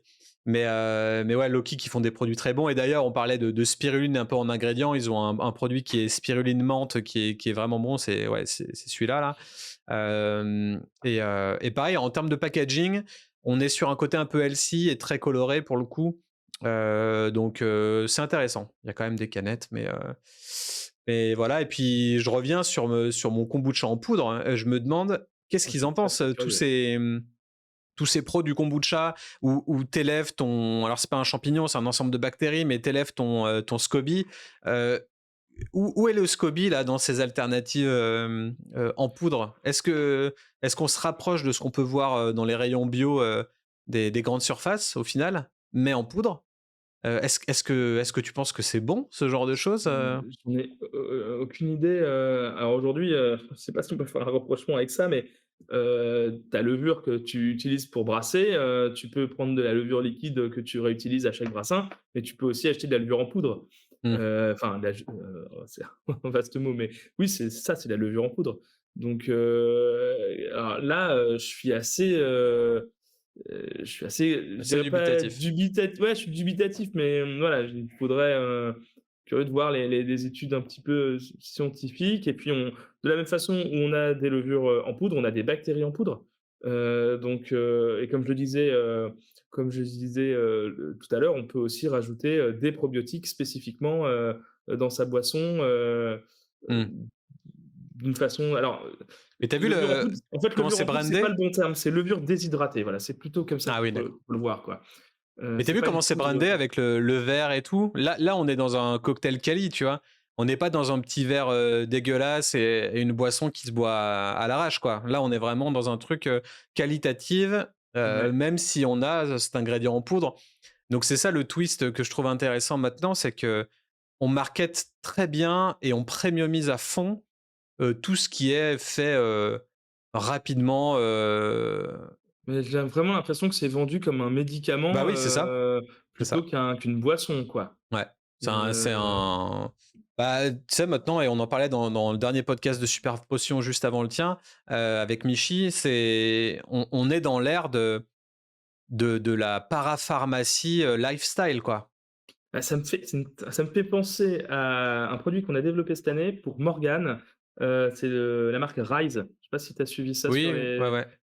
avec cette tendance du building public, c'est assez génial parce qu'on voit tous ces entrepreneurs et entrepreneuses qui développent leurs projets et Mmh. donc on a, une boisson, qui est, saine et sexy, hein, si je reprends un petit peu la tagline. C'est ce site-là? Non, ça c'est Rise Kombucha, non c'est Rise, Drink, Rise Ah, Drink. Rising. Parce que Rise Kombucha, il me semblait que c'était, canadien. Ouais, là c'est Rise Drink, Rise Drink, OK. je pense. On va retrouver ça. Yes. Et donc là, on a des boissons, voilà. Et là, il y a tout un travail sur la fonctionnalité du côté, digestion.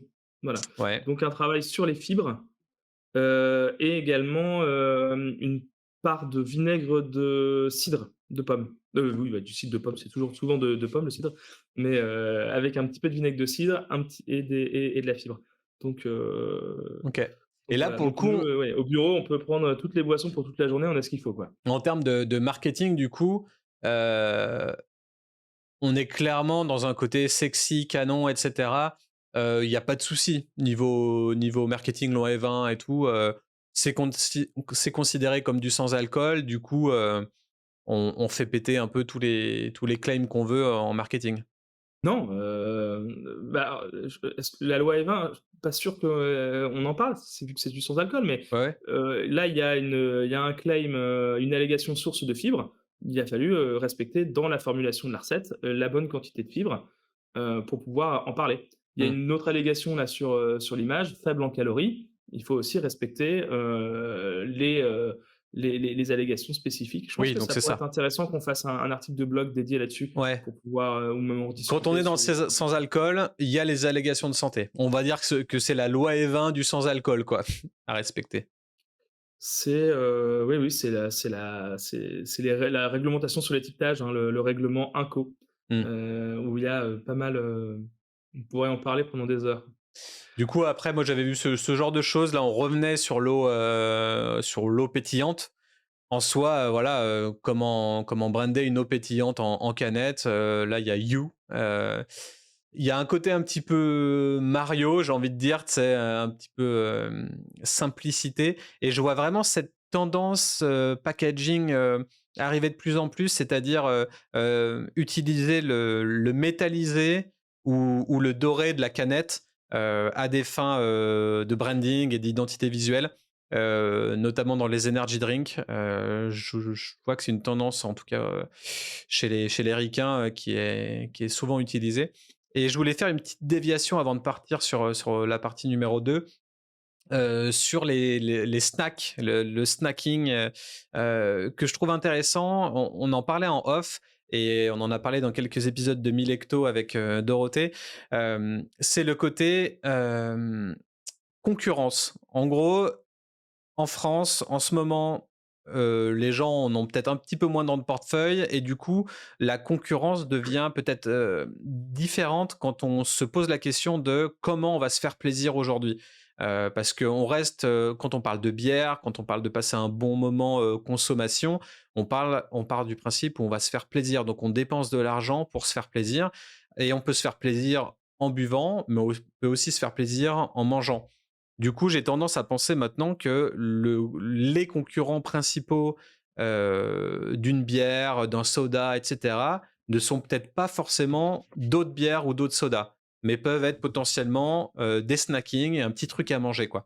Et à côté, on boit de l'eau, tu vois, Mmh. pour faire une dépense saine et voilà. Donc du coup, dans cette idée-là, et pareil, hein, il y a pas mal de consultants qui avaient estimé ça à l'époque de McDo, quand McDo avait commencé à faire des milkshakes. En gros, il y avait un consultant hyper renommé qui était venu chez McDo, qui s'était posé toute la journée et qui avait constaté que le concurrent principal du milkshake, c'était pas un autre milkshake. C'était des choses à manger. C'était une banane, c'était quelque chose pour rester consistant le matin, pour faire son aller-retour en voiture à son job. Et au final, il voyait que soit les cafés étaient trop chauds, ça brûlait, soit les bananes en mettaient de partout, on savait plus où mettre la peau de banane une fois qu'on l'avait mangé quand on était en voiture. Donc il avait remarqué au final que, la consommation du milkshake, c'était pour le consommer en voiture pendant le trajet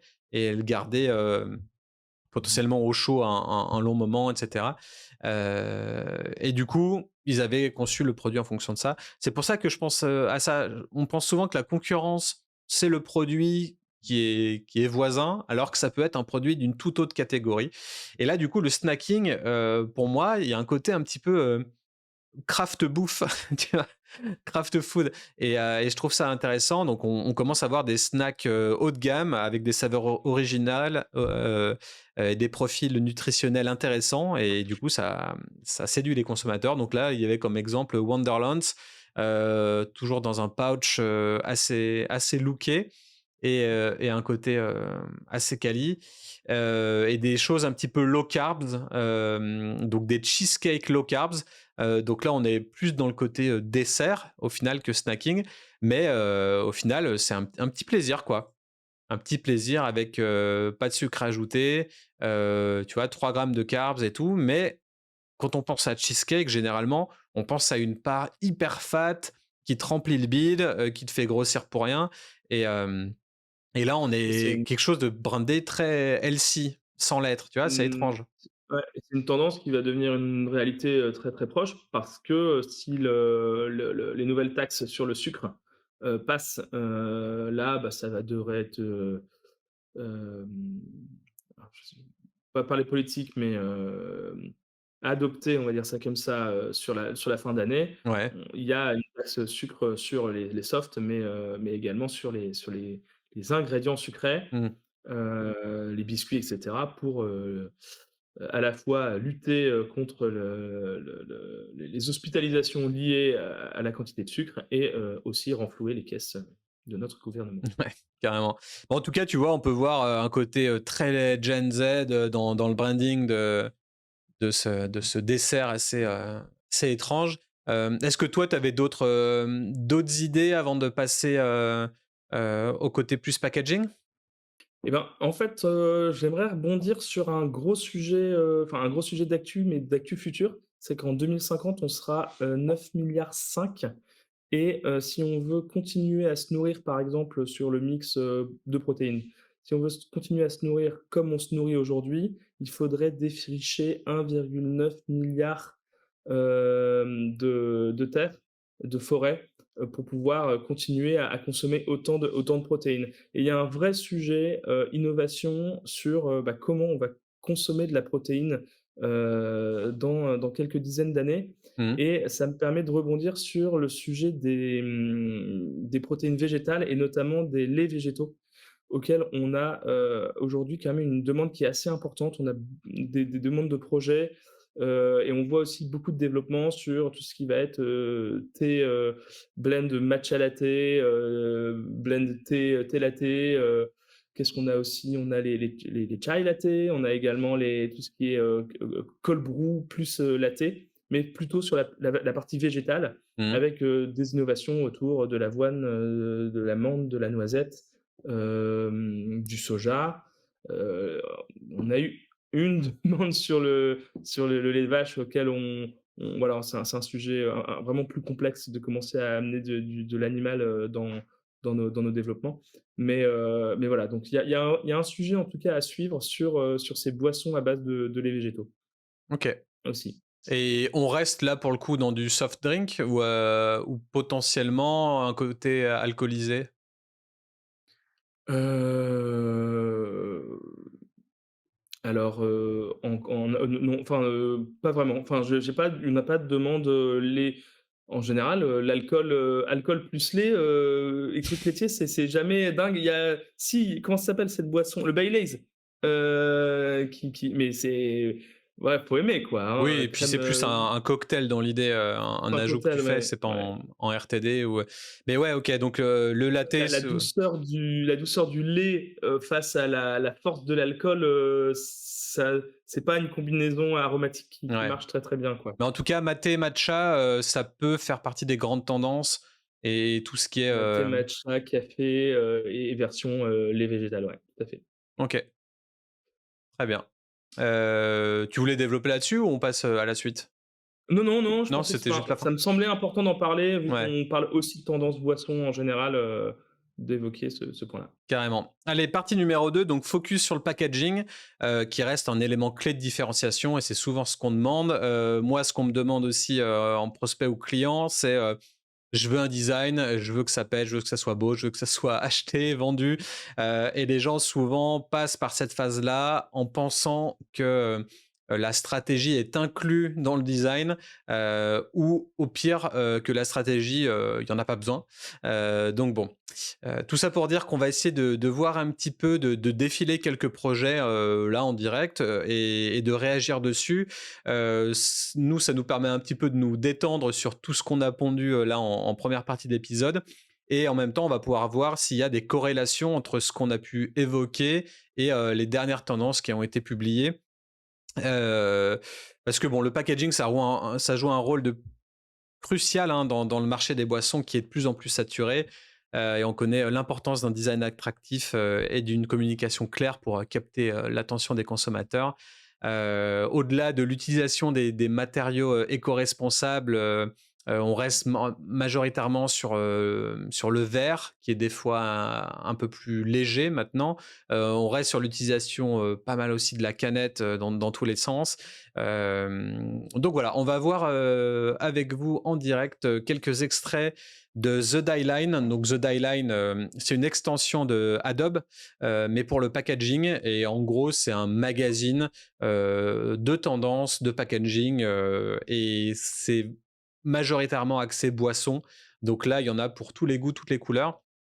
Donc, qu'est-ce qu'on peut voir? Donc là, c'est les résultats, la première page des résultats. Donc, en gros, c'est les projets vraiment très frais qui ont été publiés récemment. Donc, on est vraiment fin 2024. Alors, on va revenir sur, on va dire, 3-4 pages max pour pas non plus que la fin du podcast s'éternise. Mais là, qu'est-ce qu'on peut voir déjà? Une bière mexicaine, donc une lager mexicaine, avec un côté un petit peu poster vintage. Ensuite, on a Tiger Beer qui a fait un rebranding, une refonte de marque. Ensuite, on a une autre bière qui s'appelle Clear Things, il me semble. Derrière, on a Primo's Lager. Donc là, déjà, on peut voir on peut voir deux Mexican Lager en même temps sur cette page-là, qui ont tous les deux un côté très nostalgique. Pareil pour Tiger hein, qui a un côté un petit peu nostalgique dans les couleurs. Et ensuite, on va dérouler un petit peu plus. Après, on pop en couleur plus tard. Mais déjà sur les 6 premières, à part le Halloween, je trouve qu'on a un aspect déjà la lager qui est présente et particulièrement la Mexican lager, plus le côté vintage qui est mis au goût du jour. Donc je sais pas ce que toi ça t'inspire.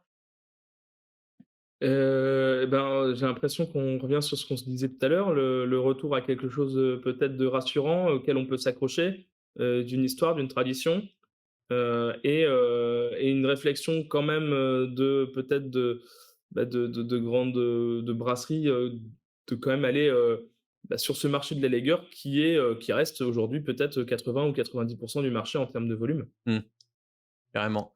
Et je trouve même au niveau branding, on revient aussi à des typos pas forcément ultra bien ficelés. Enfin là, par exemple, ce qu'on voit à l'écran, Primo's Lager, la typographie, elle est hyper étrange. C'est comme si quelqu'un avait fait les lettres soi-même, quoi. Donc j'ai l'impression qu'il y a un revival aussi dans le packaging design euh, de nostalgie, de collage, de composition, comme si on n'était pas graphiste. Il y a vraiment cet aspect-là. Cet aspect authentique, genre je sais pas trop me servir de Photoshop, mais je fais quand même une créa qui peut être mise en rayon. Donc je trouve qu'on le voit de plus en plus, ce qui est assez intéressant. Après, on a toujours de la vibe là, par exemple, qui ressemble au hard seltzer ou au probiotique. Hein, carrément, là, c'est une West Coast American Pale. Alors, ils ont pas mis Pale Ale, bizarre. Euh, Mais là, tu vois, c'est étrange pour une bière. Il y a un côté très hard seltzer pour cette Ouais West et à la Coast. fois, c'est peut-être le côté, ouais, résineux qu'ils veulent, mettre en avant, avec la ouais, c'est c'est bien, c'est malin le Avec les ouais, veines du bois qui donnent les également veines du le bois qui font le diagramme radar, ouais. ouais, ouais. Bah, là, pour vos inspi, packaging, ça peut être intéressant de reprendre cette idée-là. Par exemple, cette coupe, tranchée, Ça pourrait être, tu vois, une coupe de ci de d'un fruit, d'un d'un fruit, fruit, une ouais, citrouille, une pomme, pour le cidre, tiens, hop, une pomme coupée, dans le sens, où on voit les 6 petits pépins, de pommes. carrément. Ça pourrait être Là, on a Béraud dans lequel on avait parlé dans un épisode entier sur Milecto, si vous voulez aller le voir. On avait décortiqué la communication de la bière de Tom Holland, donc qui clairement, moi, en un coup d'œil, me fait penser vraiment à du tennis. Donc du coup, à un côté très très très premium pour un design hyper épuré. Donc là, je trouve que le travail graphique qui a été fait sur cette marque est exceptionnel, clairement. Il y a même le sac qui donne envie d'être acheté. En fait, il parle à cette jeunesse très premium, très, très élitiste au final.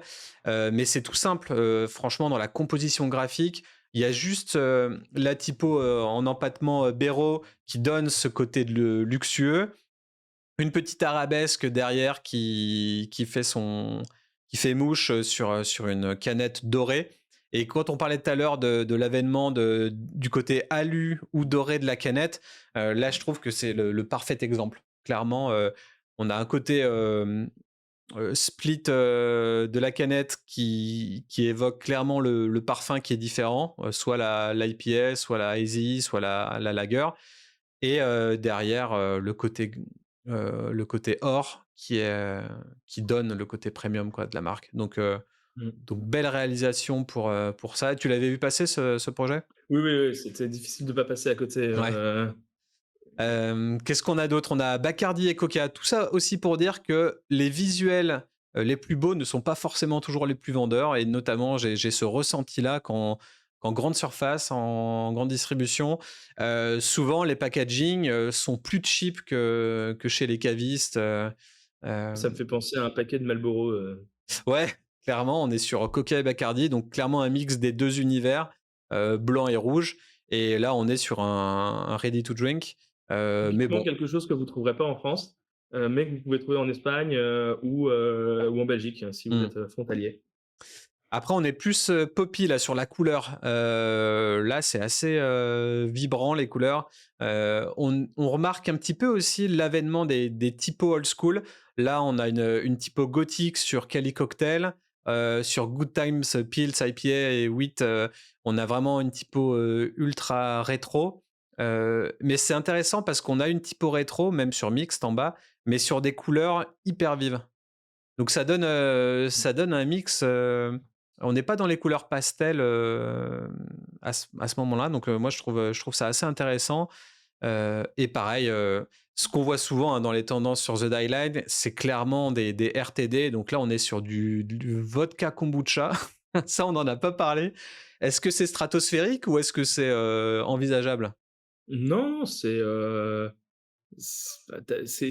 hard en fait, le C'est un hard hard seltzer, kombucha, ouais. c'est un hard kombucha, mais soit tu peux le faire en faisant une vraie fermentation alcoolique, soit tu le fais en assemblant un alcool avec une boisson Ouais, et c'est vrai qu'industriellement parlant et en termes de coût, c'est quand même la deuxième solution est beaucoup plus simple. mmh, c'est clair. Du coup, qu'est-ce qu'on a encore? On peut voir aussi l'avènement, j'en avais parlé sur mon e-book des tendances packaging 2024-2025. Hem, alors du noir et blanc qui revient pas mal, du fait qu'on est sur des typos, quasiment faites à la main, en tout cas qui donnent ce côté authentique et également et surtout sur, des visuels comme ça, très. J'allais dire limite enfantin, mais il y a une patte graphique dans le visuel qui fait, très très cartoonesque ou très dessin animé. Alors, je me demande à quel point c'est sain d'allier des visuels cartoon ou enfantins sur des boissons alcoolisées. Je Alors là, trouve c'est sans alcool, alors là, c'est sans non-alc, alcool? mais Oui, je pense qu'il OK. faut pas le faire.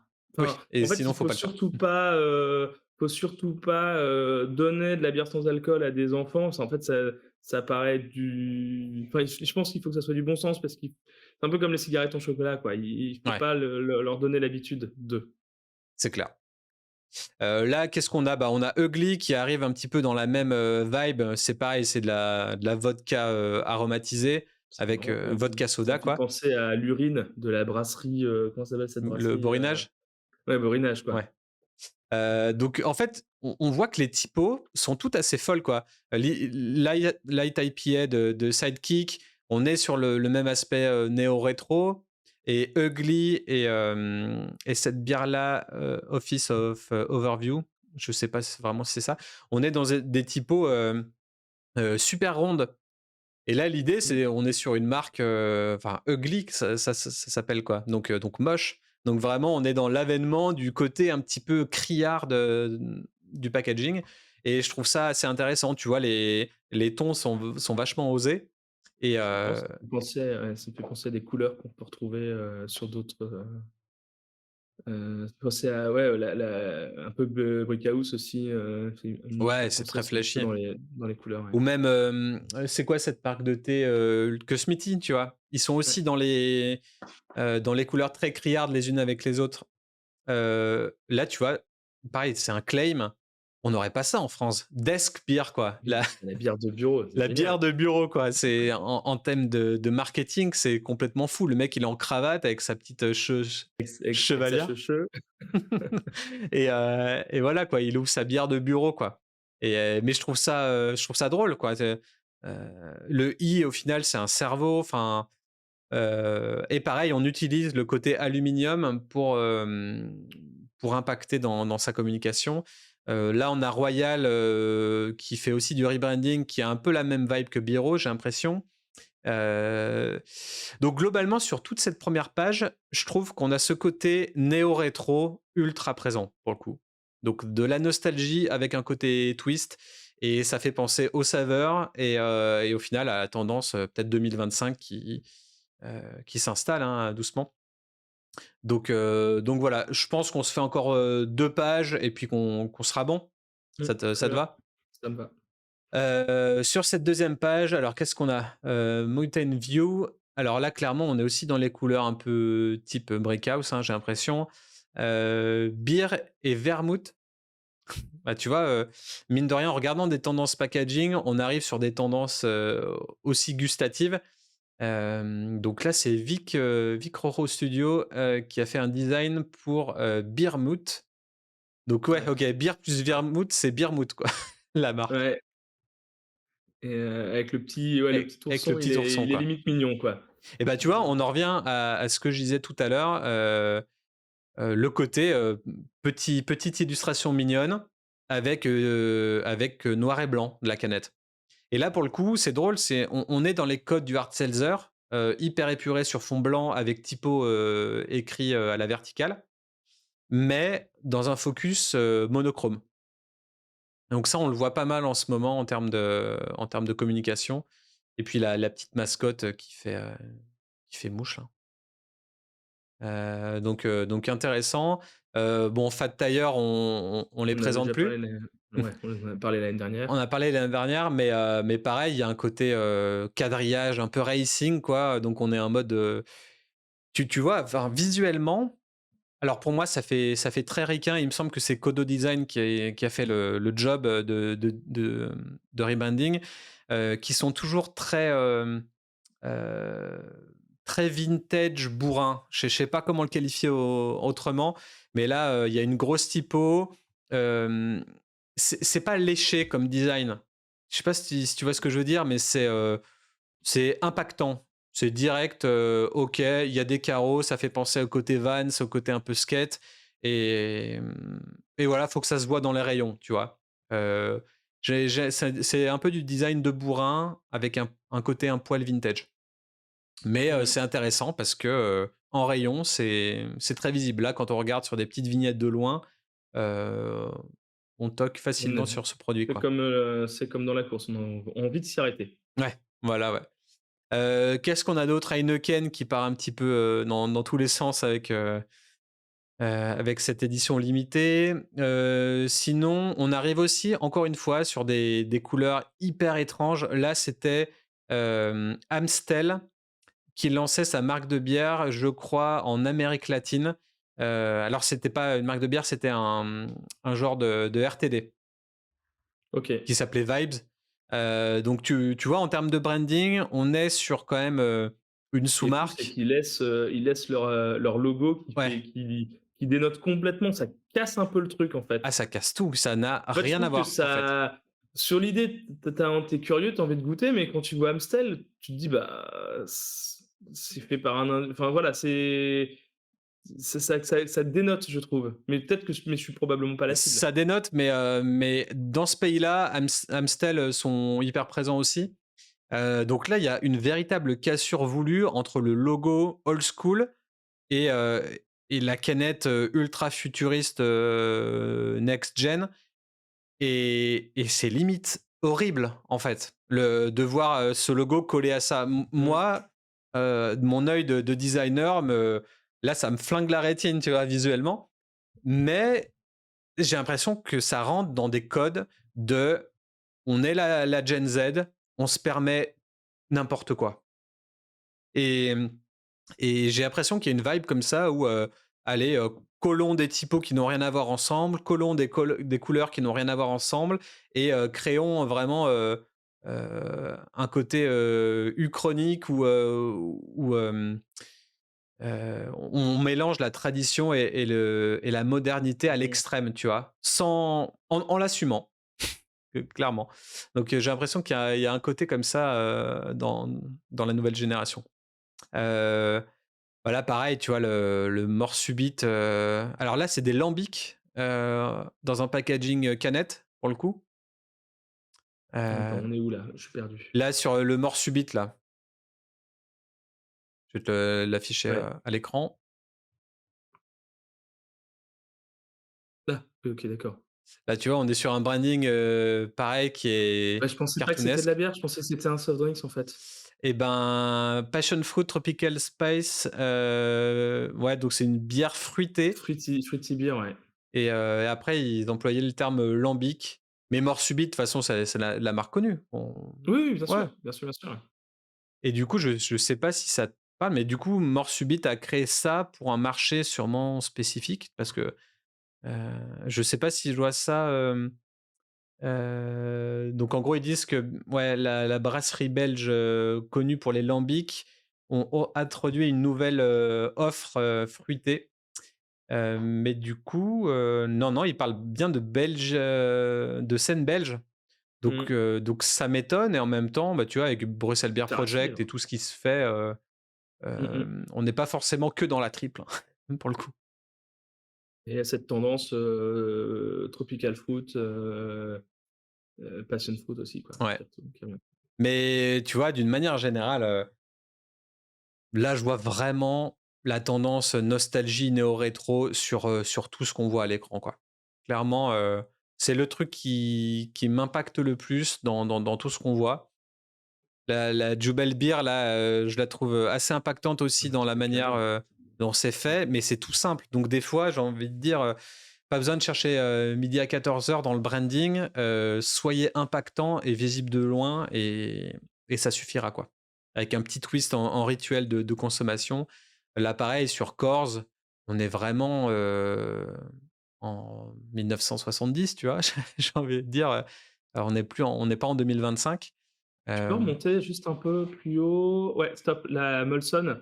J'aime bien le côté, on peint la publicité sur un mur ouais. comme, ça se fait beaucoup, au Mexique, par exemple, en Amérique latine, Mmh. où tu as les marques, En Écosse aussi. Coca-Cola, qui sont vraiment peints sur les murs, ou alors que tu peux encore voir, à l'ancienne, des anciennes marques qui sont peints sur effacées, sur les murs. Dans le nord, par exemple, on Mmh. l'a souvent, quoi. Je trouve ça vraiment sympa et bien marquant, quoi. Ah ouais, ça, c'est vraiment très cool, hein, c'est clair. Et on le voit beaucoup, ouais, aussi en Écosse, au Royaume-Uni, ce genre de choses dessinées sur les briques. Donc ouais, pour votre idée de taproom, moi, ça me fait penser aussi à la taproom de la débauche. Ils avaient fait une grande fresque, Mais ce côté dessiner directement à même le mur, c'est toujours assez percutant. Voilà, bah, pareil pour Miller. On a un peu de tout, hein. Là aussi, un autre exemple de hard kombucha avec Ricardo, où le design est, est vraiment pas fou. Enfin, moi, je le trouve Ça fait cheap, hein. Ah, horrible. ça fait En fait, ça fait ultra cheap, mais ça fait aussi GMS. Et je peux pas m'enlever cette idée de la tête que les produits en GMS sont souvent moches, mais souvent très vendus. Quand tu regardes la tourtelle, c'est vraiment pas la folie, mais c'est la oh, boisson qui est la plus vendue, quoi. En tout cas, c'est plus beau que ça. On est d'accord. Mais, euh, mais ouais, tu vois, j'ai l'impression qu'il y a une touche GMS et une touche craft. Et c'est deux mondes littéralement différents. en tout cas, ouais, là, on est assez alcoolisé aussi, hein. Ouais, à 8 8%, ouais. d'alcool. Ouais, ouais. Ouais. Mais ouais, le hard arrive quand même un petit peu en France petit à petit. Là, on retrouve encore sur tout en bas à Noir et gauche, blanc. Quadraft, le noir et blanc avec les formes un petit peu bah, très silhouette, quoi. Toujours ce côté typo un petit peu rétro. Euh, Tu vois, quand on scrolle sur tous les projets, ils ont tous leur touche. Alors ça, j'ai trouvé ça assez marrant ce projet parce qu'il a, tu vois une canette avec un verre hyper premium. Enfin, rien que l'image est ultra anachronique, tu vois. Mmh. Euh, Tu te dis, ok, il faut servir cette bière-là, là-dedans. En plus, elle s'appelle Madame, donc tu vois, je sais pas s'il y a un côté qui passerait euh, pas vraiment en France, ou tu vois, Ouais, un c'est peu touchy, ouais. un peu touchy, guindé, sexiste sur les bords, tu vois, ou parce qu'il y a une madame, il faut boire dans ce verre-là, enfin, tu vois. J'ai pas envie qu'on parte dans ce genre de discussion, Non, non, mais, c'est euh, compliqué. mais tu vois, en tout cas, il y a quelque chose dans le processus, le rituel de consommation.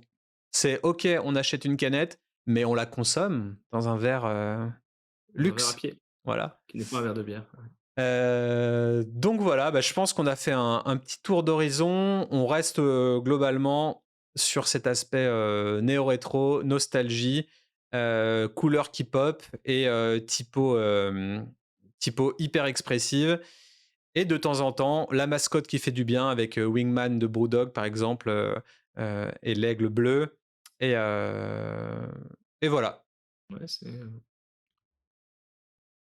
Donc est-ce que c'est OK pour toi? Ça y est, on a c'est terminé les... OK pour moi. Merci pour cette, sortie un peu plus packaging qui sort, on sent que j'ai été un peu moins bavard, sur le sujet, hein. Ça sort un peu de ma zone de confort, mais ça donne envie d'aller explorer, d'autres secteurs pour, aller, tout comprendre les tendances. C'est un travail, enfin, je sais pas toi, mais nous, c'est un travail qui est quotidien, de regarder les tendances. Je crois qu'on reçoit facilement une dizaine de newsletters par semaine sur ces sujets-là, Hmm. et il faut le nourrir toute l'année pour essayer ensuite d'en sortir une direction, une vision, et ensuite faire l'état des lieux chaque année à cette période-là, et c'est toujours un plaisir en tout cas. Ouais, carrément, bah, plaisir partagé. Et dans tous les cas, bah, on se le dit toujours, hein, une bière ou une boisson alcoolisée ou non, c'est toujours 50% recette, 50% marketing. Et c'est ce que les clients nous demandent généralement. Moi, de mon côté, c'est à quoi mon produit va ressembler dans les rayons et je veux être fier de ma marque. Et toi, de ton côté, c'est bah, qu'est-ce qui va goûter, quoi. Et au final, le packaging, c'est le premier pas vers l'achat et le goût, c'est ce qui fait revenir le consommateur. Donc, au final, nos deux expertises sont complémentaires et c'est pour ça qu'on aime bien parler ensemble et faire ces rendez-vous annuels. En tout cas, bah, c'était encore bien complet. Tant mieux si vous êtes resté jusqu'à la fin. Je comprendrais si, si sur un podcast aussi long, c'est pas le cas. En tout cas, bah, n'hésitez pas à nous contacter directement, Théodore Brewing Theory, moi sur Studio Black Sounds ou Super Potion. On est là pour répondre à tous vos enjeux de 2025. Et puis, j'ai envie de dire à l'année prochaine. À très vite. Ah, Merci Ludo. Ciao. ciao!